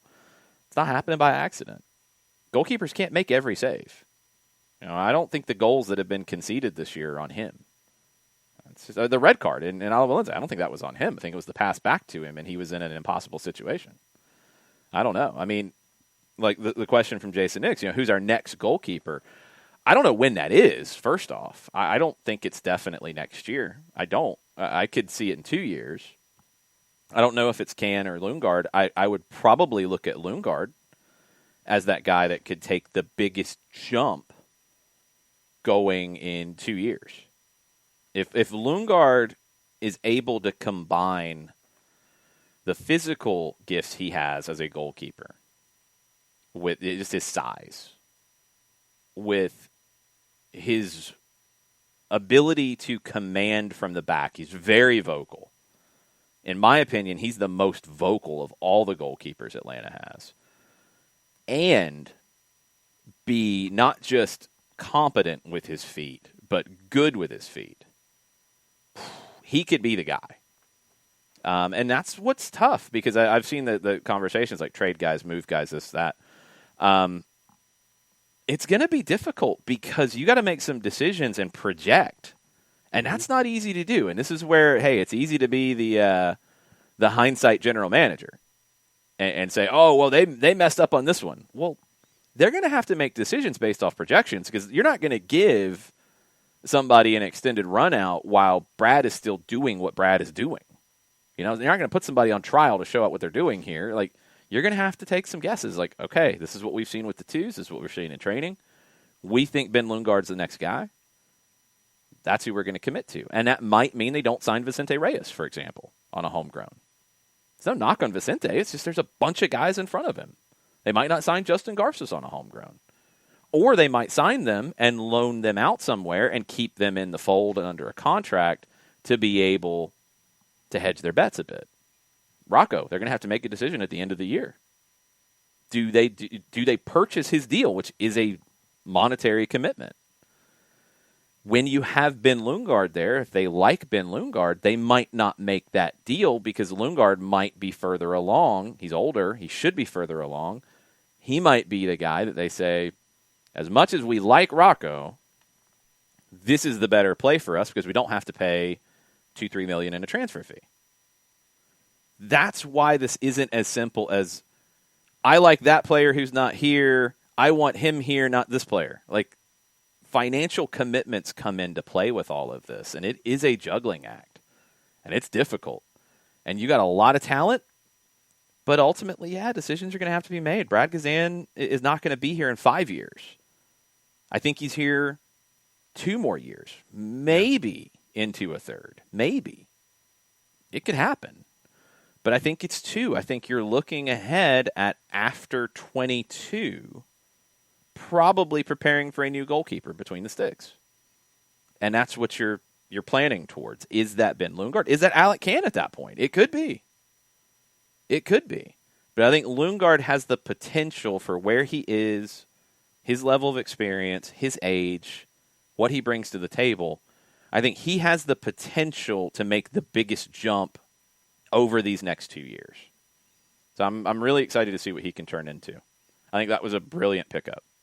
I think that's a very good piece of scouting on a player who had went out on loan twice and I think had played 5 times before coming to Atlanta United too.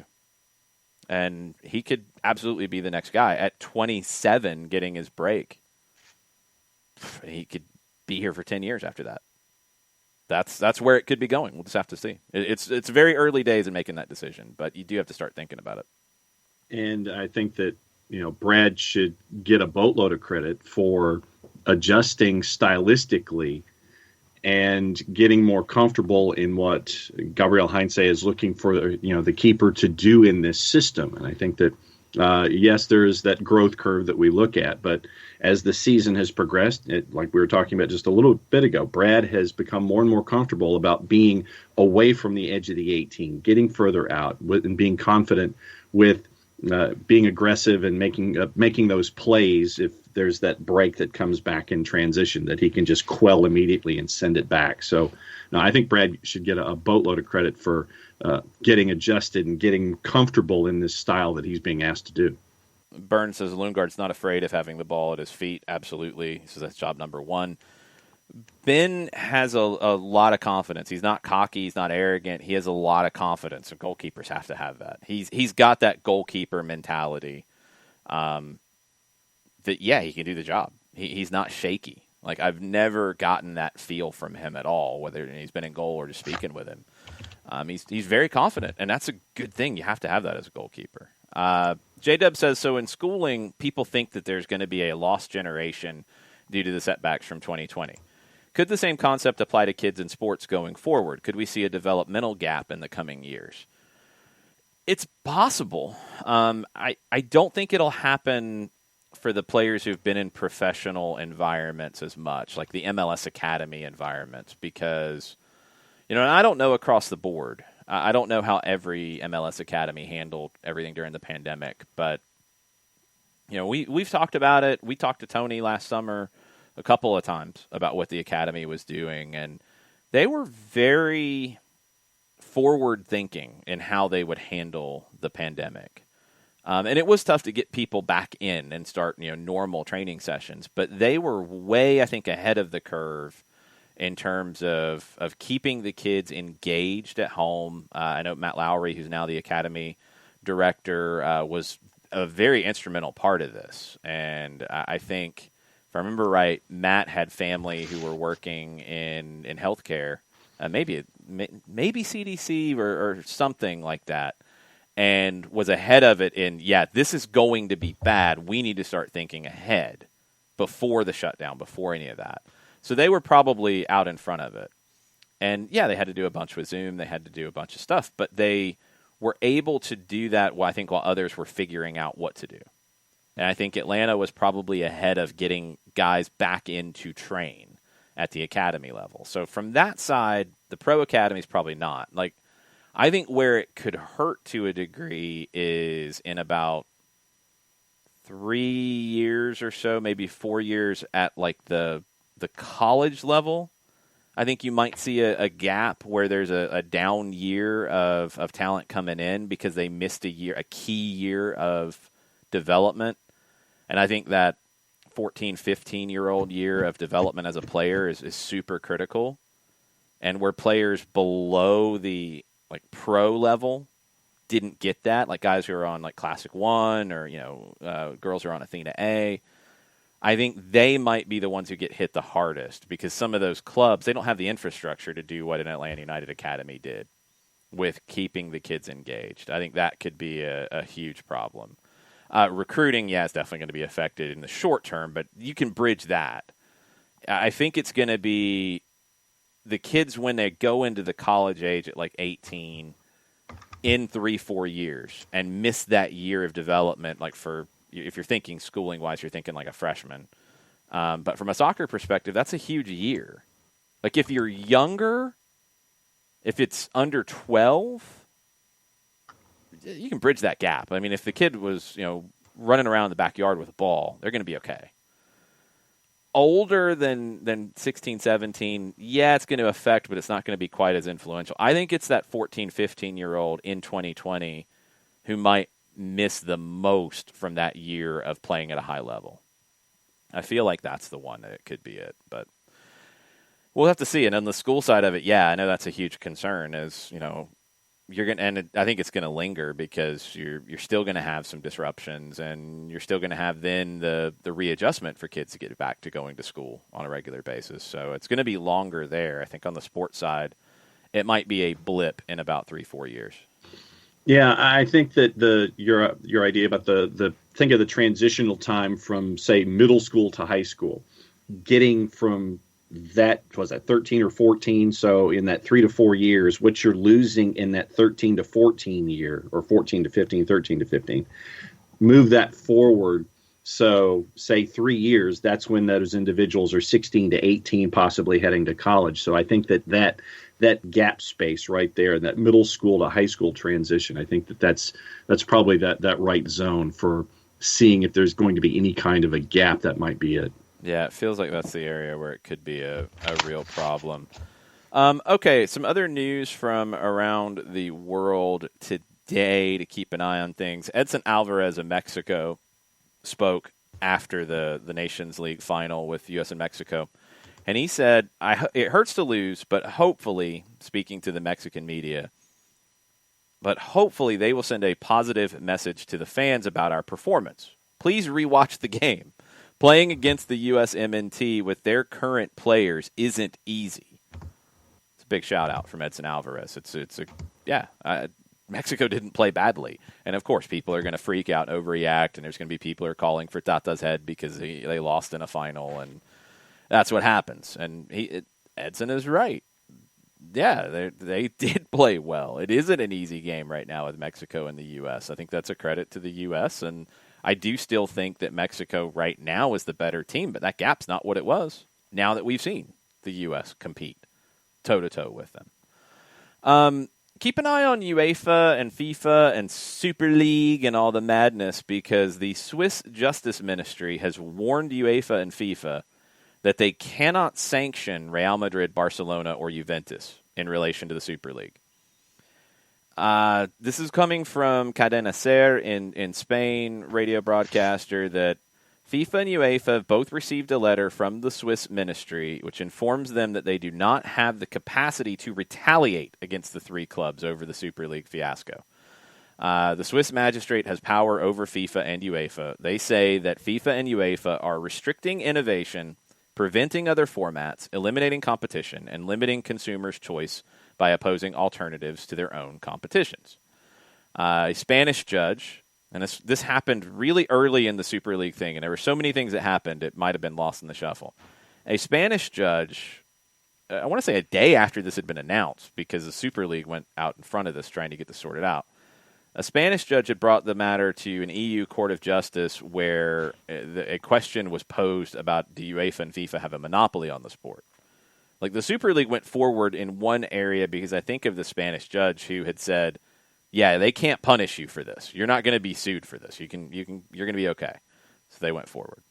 UEFA spokesperson said UEFA had no comments to make on the matter when asked by AS for a request for comment. They also, UEFA spokesperson, was not willing to clarify if they had received a letter from the Swiss magistrate.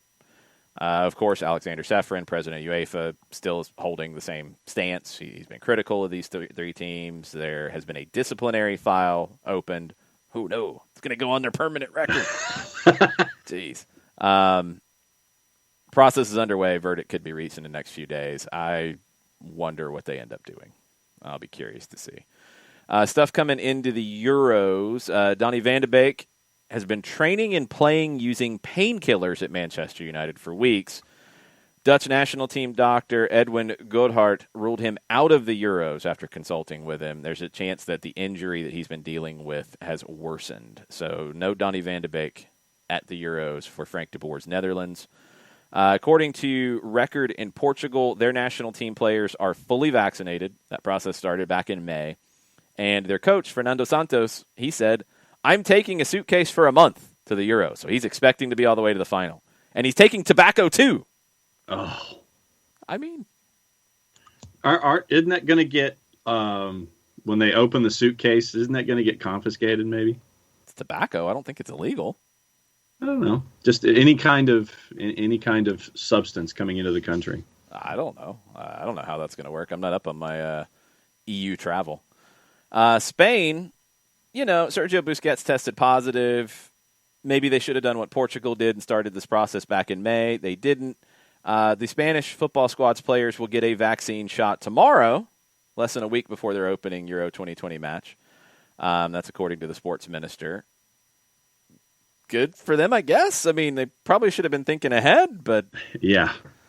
Ben Denny is also reporting that Luis Enrique, manager of Spain, has called up Kepa, Rodrigo Moreno, Carlos Soler, Bras Mendes, and Pablo Fornals, and Raul Albiol as potential cover following Busquets' positive test. Nobody else has tested positive yet. Those 6 players are going to be training in a parallel bubble away from the main group. So that is your fill-in if they have to. But yeah, Busquets, I believe, is still testing positive. Nobody else has tested positive yet. So Spain, so far, is okay. But they have a parallel bubble of players who can take spots if they need to. Thomas Partey of Arsenal has been sacked from the Ghana camp. He turned up late for training ahead of the international friendly today against Morocco. So they said, go home. That's not good. No. Arsenal have fun dealing with that. Players in silly season that are being rumored to go places. Kieran Trippier is being rumored to go to Manchester United. And according to the Mirror, he is talking to his England teammates about this. Manchester United is interested in signing him from Atleti. He said he's comfortable. He said he's happy. But his family are in England. Could be a major factor, obviously. Atleti doesn't want to lose him. He's been very good there. His contract runs through 23. Manchester United see the 30-year-old England international as a player who could fit right in at Old Trafford, and he would. We will see. Manchester United is linked to everybody currently. Barcelona, for some reason, is linked to everybody currently. They have no money. Raheem Sterling is the latest to be linked to Barcelona. Sure. I mean, they're going to try to do these things. Yeah. You're negative Nelly. I know. You're negative Nelly. I get it. There's a bunch of names on the table. I think what Barca is going to have to find is somebody who's willing to take players as well as a little bit of money. That's going to be the problem. I don't think Manchester City is going to be that team. Now, they are feeling like Barcelona feels like, according to reports in sport in Barcelona, they need a big name. They need a big name. They need to make a splash, which they do. I mean, there's no denying that. You can make the face at me all you want, John, but No. You made a shocking face at me. They need a big name. They might not be able to get a big name, but they need a big name. That part, no denying. Raheem Sterling would be a big name. That'd be a great addition for them. I'm not buying it. Erling Haaland, not buying it at all, because that's going to be a ton of cash. I know they have relationships with Mino Raiola, and I know they feel like they can work that. That's not happening. Lautaro Martinez, however, is a big name that has been mentioned with Barcelona and is at a club who will take whatever they can get at Inter and possibly take players as part of this. He's the one that if they go get a big name, and that's a big if, I think it's Lautaro Martinez to Barca is the most likely big name for them to get because of who's selling and what they might accept. Raheem Sterling, I'm not buying it. Yeah, he'd be a great addition for them. I don't get it. Haaland, forget it. Somebody else is going to come in with more money. But Lautaro Martinez, maybe. Maybe they could pull a deal off there. But they're going to try to get somebody beyond the guys they're getting on freeze right now. They're going to try because they have to. They have to figure out something. And that means they got to find a way to take out another loan. Well, have fun, Barcelona. But no, they're going to try. Like, there's no way around that. They're definitely going to try. I just want to know what the interest rate's going to be on the bank that helps them out. High, but I mean, also, as we've talked about many times in many different situations, do you really think Barcelona's going to go bankrupt and out of business? Oh, no. So, yeah, that factors into it as well. Lucas Alario is being linked with a move away from Bayer Leverkusen back to River Plate. 28 years old. Leverkusen paid a reported €24 million to bring him in. He scored 51 goals in 131 appearances in Germany, but he hasn't been a regular starter. That's odd. His contract's up in summer of 22. That's probably the biggest thing. The reporting is that Leverkusen might want to cash in. They're not going to cash in from River. River doesn't have a lot of money to spend either. I don't know how that's going to go, but keep an eye on Lucas Alario. He's 28 years old. You know, we've talked about strikers and big name strikers that could be in the mix to go places. Yeah, River would love to have him back. I don't think River can pay for him. I don't know if Leverkusen gets $24 million, but if you get 20, there's going to be clubs and decent clubs that would pay that for him. He could be an interesting name on the list at different places. Hello, Barcelona. That might be a good budget option for you. Hakim Ziyech. Milan have reportedly targeted Ziyech and are ready to enter talks with Chelsea about him. Sky Sport Italia, La Gazzetta dello Sport, reporting that Stefano Pioli is a big admirer of Ziyech. Chelsea are open to listen to offers for him. Milan are in talks about other deals with Chelsea as well. Giroud, Tomori have been linked. So it could be Ziyech, Giroud, Tomori, all going to Milan from Chelsea. Try to work up the war chest to bring in Erling Haaland. Possibly. Brahim Diaz, also Milan, trying to work in agreement with him to get him for another year and in purchase after that. And according to reports, Carlo Ancelotti has agreed to let Diaz go, and he's not going to count on him for this year. So Milan would loan him for one more year and then buy him after that. Okay. Jurgen Klinsmann's talking. Tottenham still doesn't have a manager. Jason Nix, Conte is not going to Tottenham. That part's done. According to The Athletic, players within the Tottenham squad had reservations over the club potentially appointing Antonio Conte. Those players were informed about how extreme and demanding his methods were. I'd be getting rid of some players if that's the case.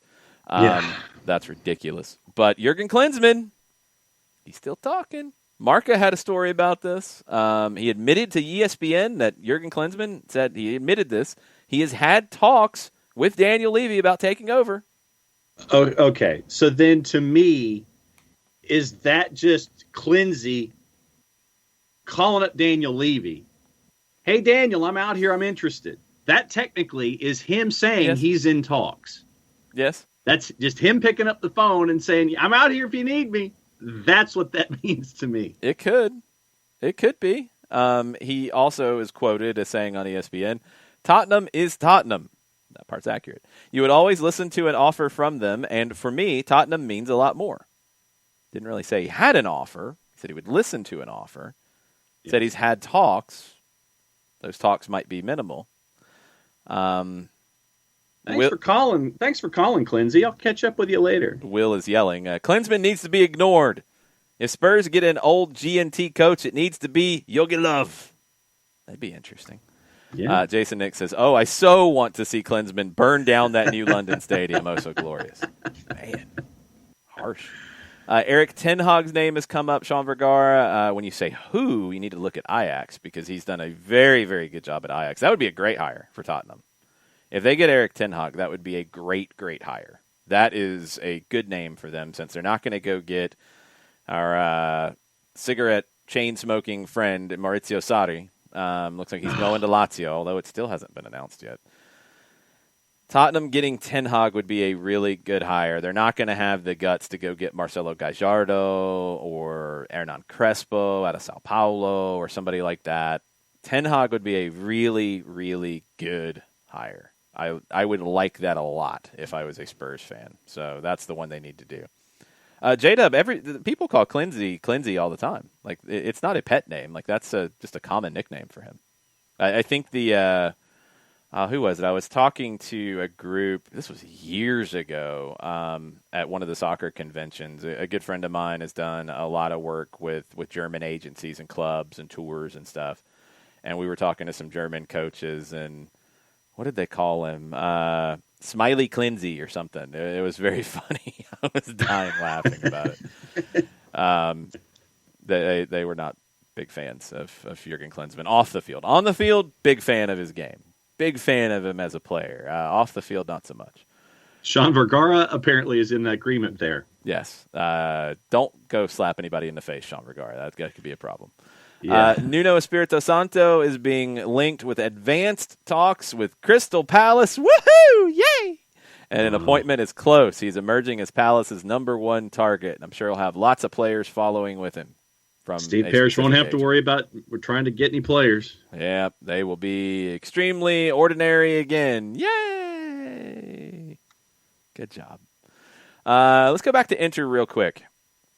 La Gazzetta dello Sport reported that they are trying to make around $70 million in the transfer market this year. They're going to cut total cost of labor 15%. It's a big reason why Antonio Conte walked out the door. They think a large part of the $70 million will come with a sale of Hakimi, who within the next 10 days could be sold to PSG. Chelsea also have an interest. Only PSG's made an offer so far. PSG's reportedly bid €60 million for Hakimi. They want to get the 70 all out of Hakimi. They might not. They might be able to find more. The Lautaro Martinez thing does factor in here because they might take, if they get a good deal for Hakimi, of course they're going to want money for Lautaro, but they might be more willing to take player here, player there from Barcelona and less money for Lautaro if they get a good deal on Hakimi and they get where they want to get financially. I mean, that's part of the deal at Inter. That's why Conte walked. That's why they might lose other players. They're going to have to take pay cuts. They don't have money. They have no money. And this is a problem in Serie A, and this is going to be, I think, a growing conversation in different countries in Europe.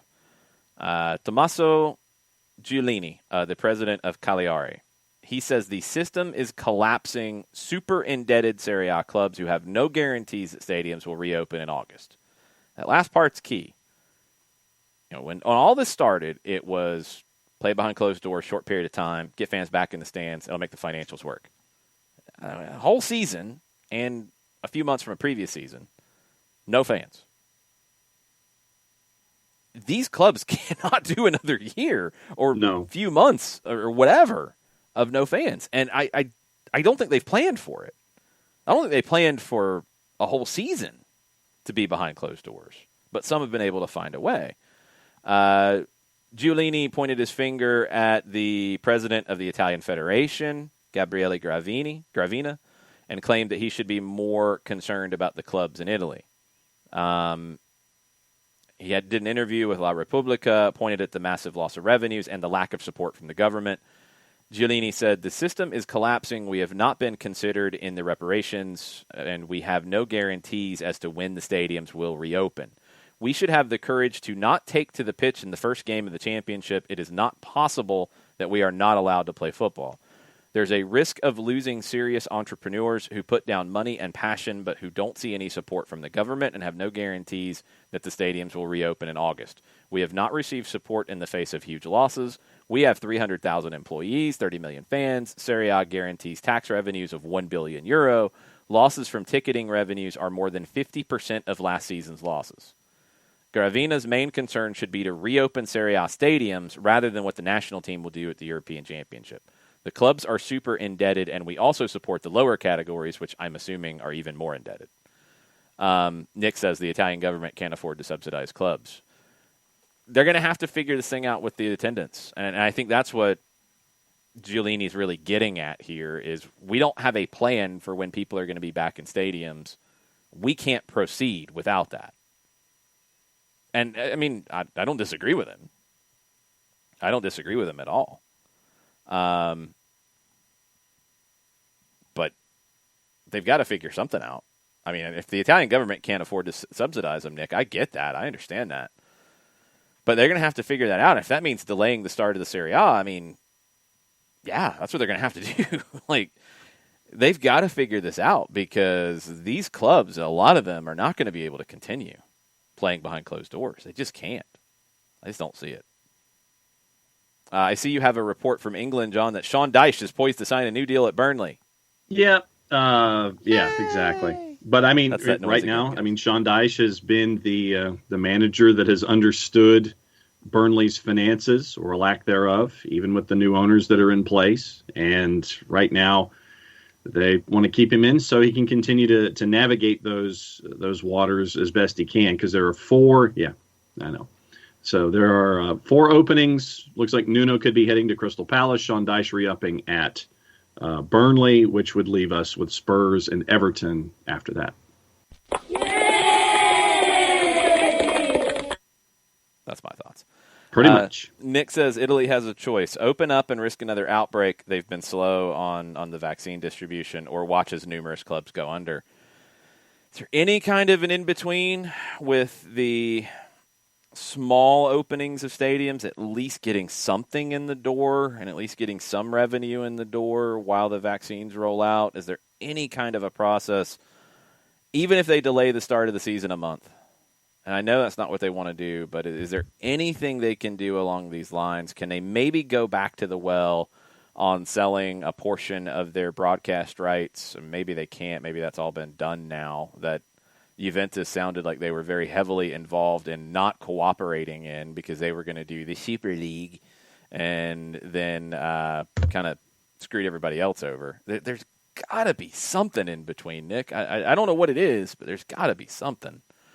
Out of France, Didier Deschamps is saying, yeah, I ain't leaving yet.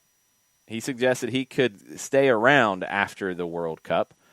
Reportedly, Zinedine Zidane is the one who is waiting on him to leave and will not take another job until he gets the French national team. Deschamps led France to the final of the Euros, won the World Cup so far during his 9-year tenure as Le Bleu boss. He is only the 3rd person, along with Mario Zagallo and Franz Beckenbauer, to have won the World Cup as a player and a coach. If he is able to win the Euros, he would become the first person to win both the Euros and the World Cup as a player and a coach. He would become the absolute first person to do that. Right now, his deal is done at the end of the World Cup, so he's got to win the Euros now. Deschamps, though, said, I may continue after 2022 with the agreement of my president of the federation. People have to want to keep me, and for that you need results. I will do something else at some point, but I am thriving in this role of manager. I have a contract until December of 2022, but today I am not thinking of becoming a club coach. I am very happy all the conditions are met. Zinedine Zidane is sitting in the wings and waiting, and that puts a little more pressure on Didier Deschamps, I would think.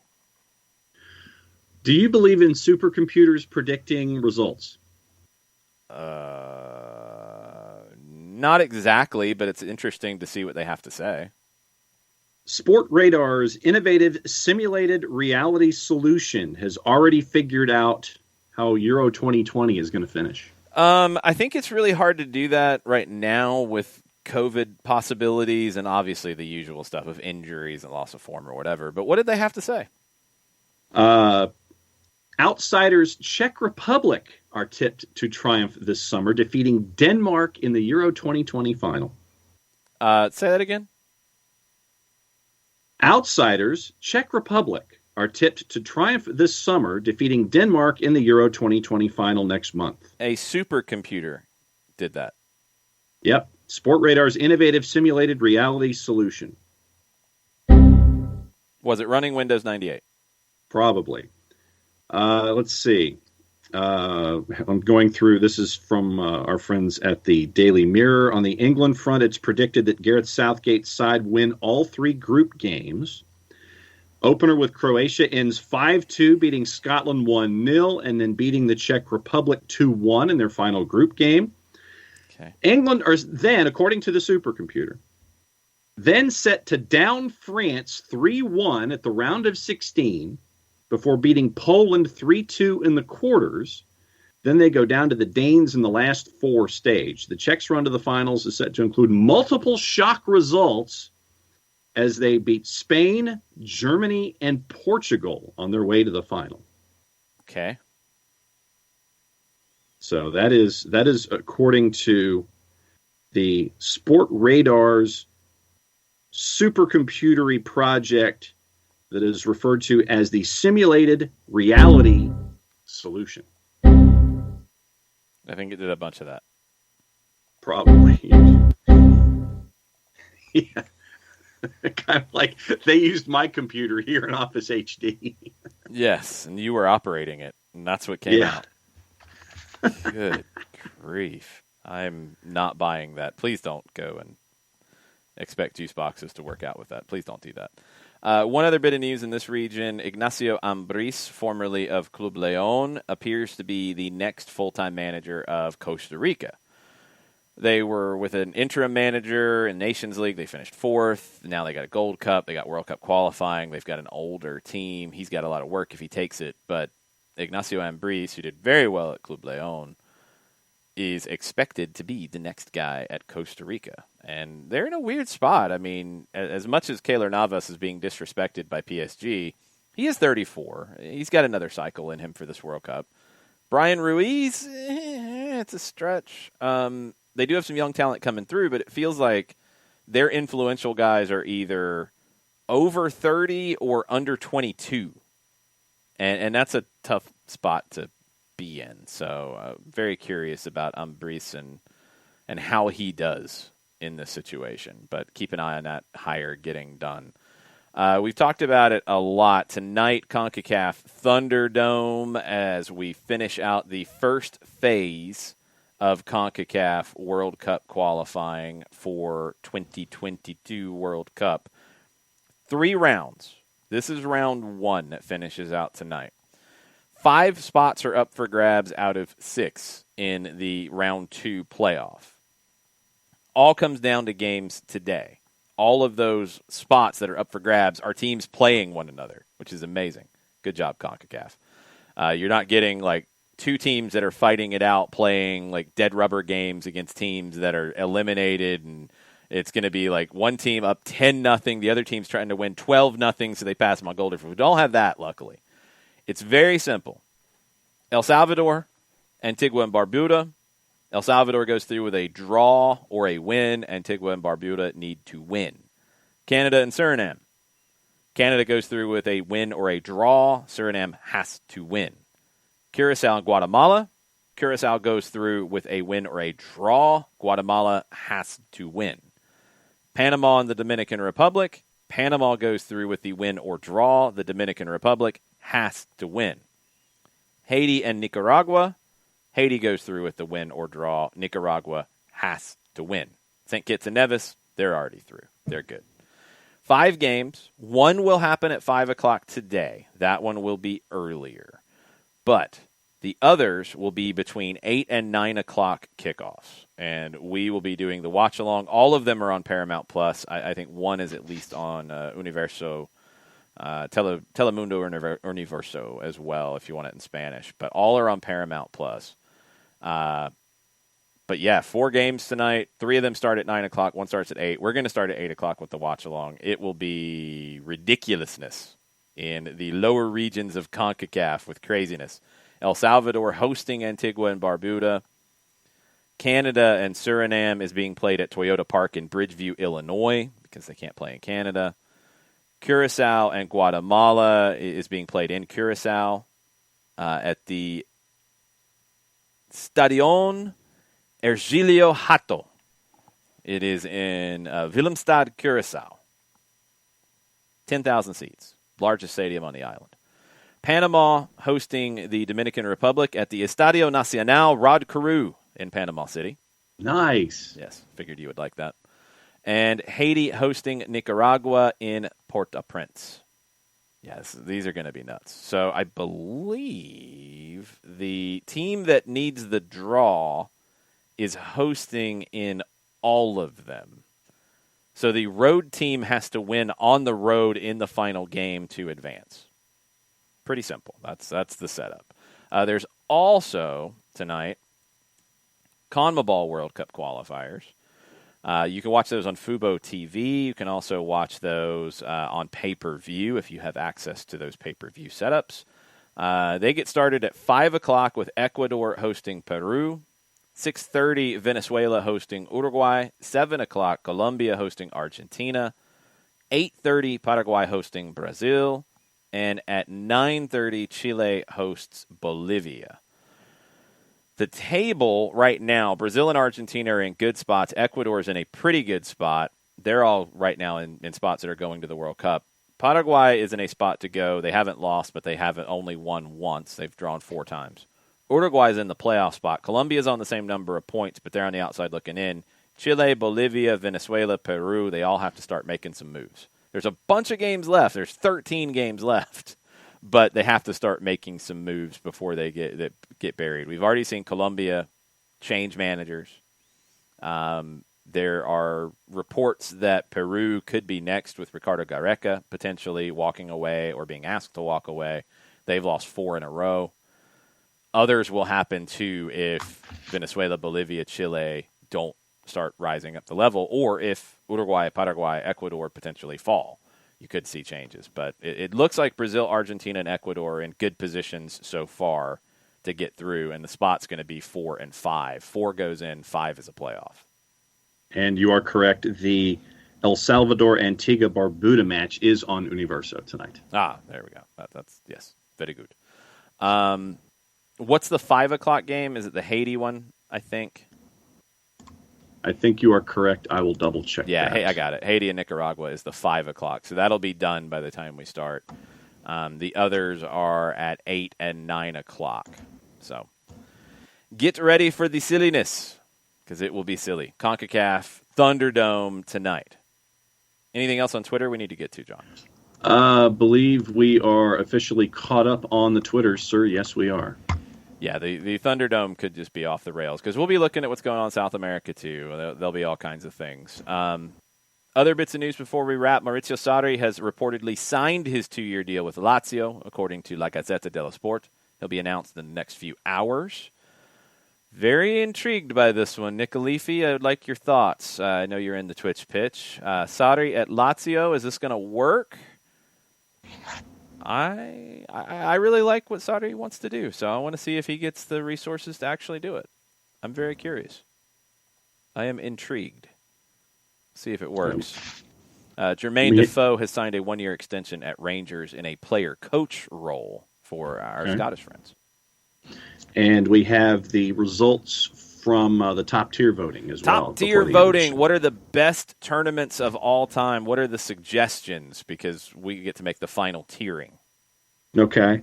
And this is in order of votes received. Okay. So, number 1 was the O2 World Cup. Yes, top tier. That was a great tournament. It even had some drama. I know Nick Alifi's probably throwing things right now, but it was absolute top tier for drama, for controversy, for madness, and for the U.S. performance that was special to me. '06 World Cup was number 2. I'll accept it. It wasn't one of my favorites, but I'll accept it. Yeah, it's a top-tier tournament. And we have a tie for third with the '94 World Cup. Yeah, I get it. The '98 World Cup. I disagree. I vote against it. And the 2010 World Cup. I kind of vote against it, too. I mean, it had the moment with Landon. There were also some other moments in it, too. But as a whole, it wasn't one of my favorite tournaments. For individual moments in it, yes. Will has a very good point. The 2021 Nations League Final Four is absolutely a great summer tournament. Yeah, the 2010 World Cup, it doesn't have as much. When I think of World Cups that I loved, 2002, I do think of 14. I do think of 86 because it was my first. Those are probably the three that I really go to. Yeah, I can't back 2010 on this. I'm sorry.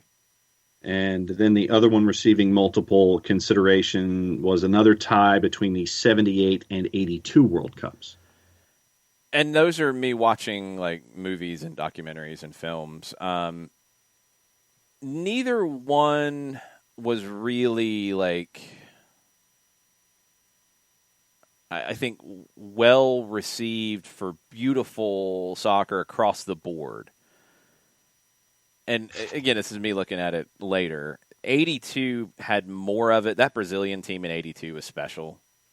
You had Maradona's first World Cup where he lost his head after he was basically physically assaulted by Claudio Gentile against Italy, and then he kicked a Brazilian in the nether regions, which was not very nice, and got red carded. He said he meant to kick somebody else, so he kicked the wrong guy in the nether regions, which is even worse. Poor guy didn't do anything, and he got studs in the groin. What's this, man? I mean, no, he wasn't saying anything at that point. He really got booted in the groin. What's this, man? It was harsh. So that's a part of it. That England team in 82 was actually really, really good. Scotland had a fun 82 tournament. Yeah, 82. I'll put 82 on there. I'll go 82 over 78. And others receiving votes were the Euro 2000, the 14 World Cup, the 96 Olympics for the women's side, Women's World Cup in 99, World Cups in 86 and 2018. I'm going to go 2019 Women's World Cup. That would be in my top tier because I just loved that tournament on so many different levels. Alex, I know the 2010 World Cup, the sash was there. It was the best U.S. kit. It had the best U.S. moment in a World Cup.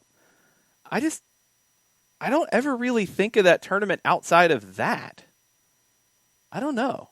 I will push back. You can argue with me on this. I get it. I understand. I'm a little surprised myself that I'm pushing back on it. But yeah, I don't really think of anything else with that tournament. Like the Ghana game, it wasn't great. You get knocked out in extra time. It felt like a game where they should have advanced. I think if they found a way to advance there, then it's U.S. and Uruguay in the quarters, which was a winnable game. That would have been winnable for the U.S. I think maybe that's why I don't have as fond of memories about that tournament. It felt like a tournament where the U.S. did not achieve what it could have achieved. It was very close. I mean, go back through it. Like that group, they ended up winning the group on a last-second goal, but they won the group. They then, against Ghana in the round of 16, they should have won that game, and they didn't.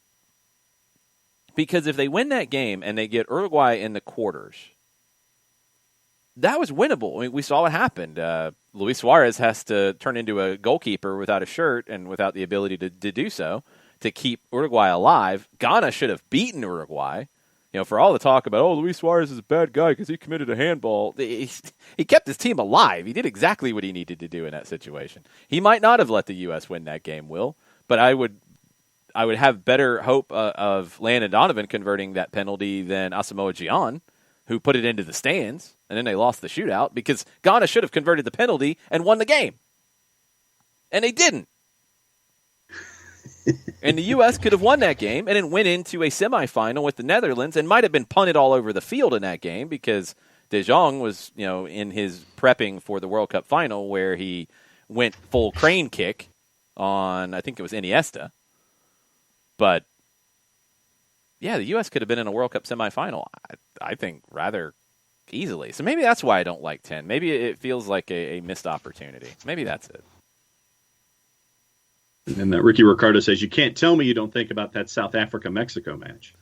I think of the goal and the call of, what was it, Shabala? I can't remember his name. I cannot remember. But, yeah, I remember the South African goal. I remember Argentina, I think, blowing the doors off of Mexico in the round of 16. I remember the Germany-England game and Frank Lampard's goal that wasn't a goal, that should have been a goal. I remember Germany blowing the doors off of Argentina in the quarterfinals. The final was not good with Spain and the Netherlands. The right team won. The Dutch, and maybe that's another thing I don't like about that tournament, the Dutch were very cynical and defensive and physical and not good. Not Dutch. It was not fun. Yeah, maybe that's what I remember about that more than anything. Yeah, Safiwe Shabalala scored in the 55th, and Rafa Marquez scored 24 minutes later. Yeah, Shabalala's opening goal. That was it. That was a great call.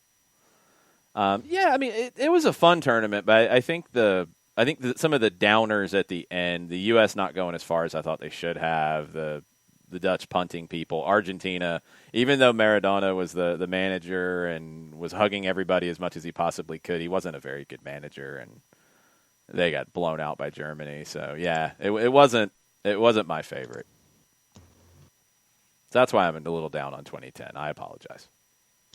All right, so your top tier is officially? My top tier officially. Let me see if I get this right. 82 made it. 86 is there for me. I will pull rank and put that in there. I'm fine with 94 being in there.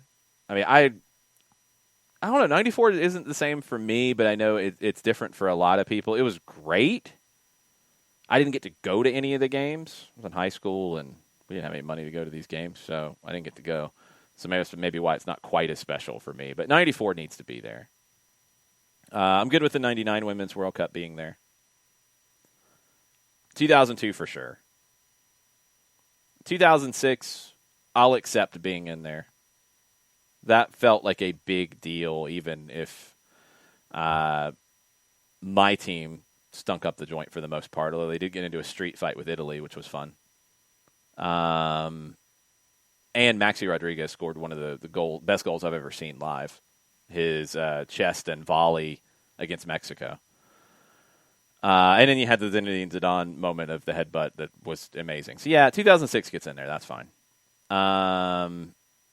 2014 gets in there. 2019 Women's World Cup gets in there. Those are the ones for me. The 2000 Euro, I will accept the recommendations for it. It wasn't a tournament that I even really remember watching. 2004 Euro, I watched a lot, and I consumed a lot of it, and it was not very good. Greece did not really want to do much. No, my team is not Argentina, Alex. They're my other team. My team is the U.S. I'm sorry. I should clarify. Argentina is my my other team, my second team. That's just how it is. I'm trying to think of other Euros. 2008 was a fun one. That Spain team was fun. 2012 Euro, that Spain team was towards the end of their run. They were a little more defensive by that stage, so it wasn't as appealing. 2016 had moments, but it's not the same for me. Gold Cups, I'm trying to think of Gold Cups that really grabbed me. 2007 was a really good one, that the U.S. beat Mexico in a great final at Soldier Field, and Benny Feilhaber's goal is one of the greatest all time for the U.S. I would be willing to put that in there. I'll put the 2007 Gold Cup in the top tier. Copa Americas, it's been hard because I haven't always had access to watch the whole thing. So I don't have any like tournaments from the Copa America that grabbed me. 2019 was not great because it felt like it was manufactured for Brazil to win the thing the whole time, and they did. There were some questionable decisions being made at times in that tournament. Just saying. So, yeah, I'll throw the 2007 Gold Cup in, and the 1999 and 2019 Women's World Cups, and then the Men's World Cups we talked about. Those are my top tier. Okay, there you go. Yay. That's your top tier. That's the top tier. Anything else before we go? I believe we are caught up on the Twitter side once again.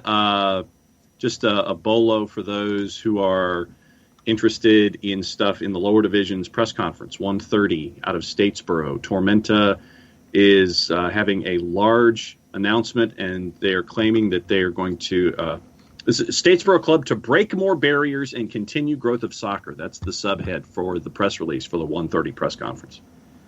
Keep an eye on that. We'll have some follow-up on that as well. Keep an eye on reports out of Mexico that Rodolfo Pizarro is wanting out of Inter Miami. I don't know where he would go. Don't know how much they would be willing to take for him, but there are reports that Pizarro could be on his way out of Fort Lauderdale. Also, this is an interesting one that I just saw come across. Nashville has an open international or designated player spot. Designated player spot, not international. They might have that too. Randall Leal is no longer classified as a designated player. This is from Wes Bowling, who is on the radio broadcast for Nashville SC and does a great podcast at Club and Country. Club Country USA is the Twitter account. They did a podcast. They mentioned Leal as a designated player. They were informed by the club that Randall Leal is no longer classified as a designated player. So Nashville has an open designated player spot, and they might have two if Jonder Cadiz's loan is not picked up, which I don't think it will be. So Nashville could be a player in the summer window. Miami could be a player if Pizarro is on his way out, because then they might actually have a designated player spot. Maybe they bring Pellegrini back from the wilderness. I don't know. Yeah, we'll see. Go. So keep an eye on all that stuff. We'll get ready for CONCACAF Thunderdome tonight. Thunderdome. We need a sounder. Thunderdome. I'll find some stuff for it. Tonight, 8 o'clock, we'll be back on Twitch. Y'all have a good rest of the day. We'll talk to you in a few hours. Mucha plata, y'all. Mucha plata, y'all.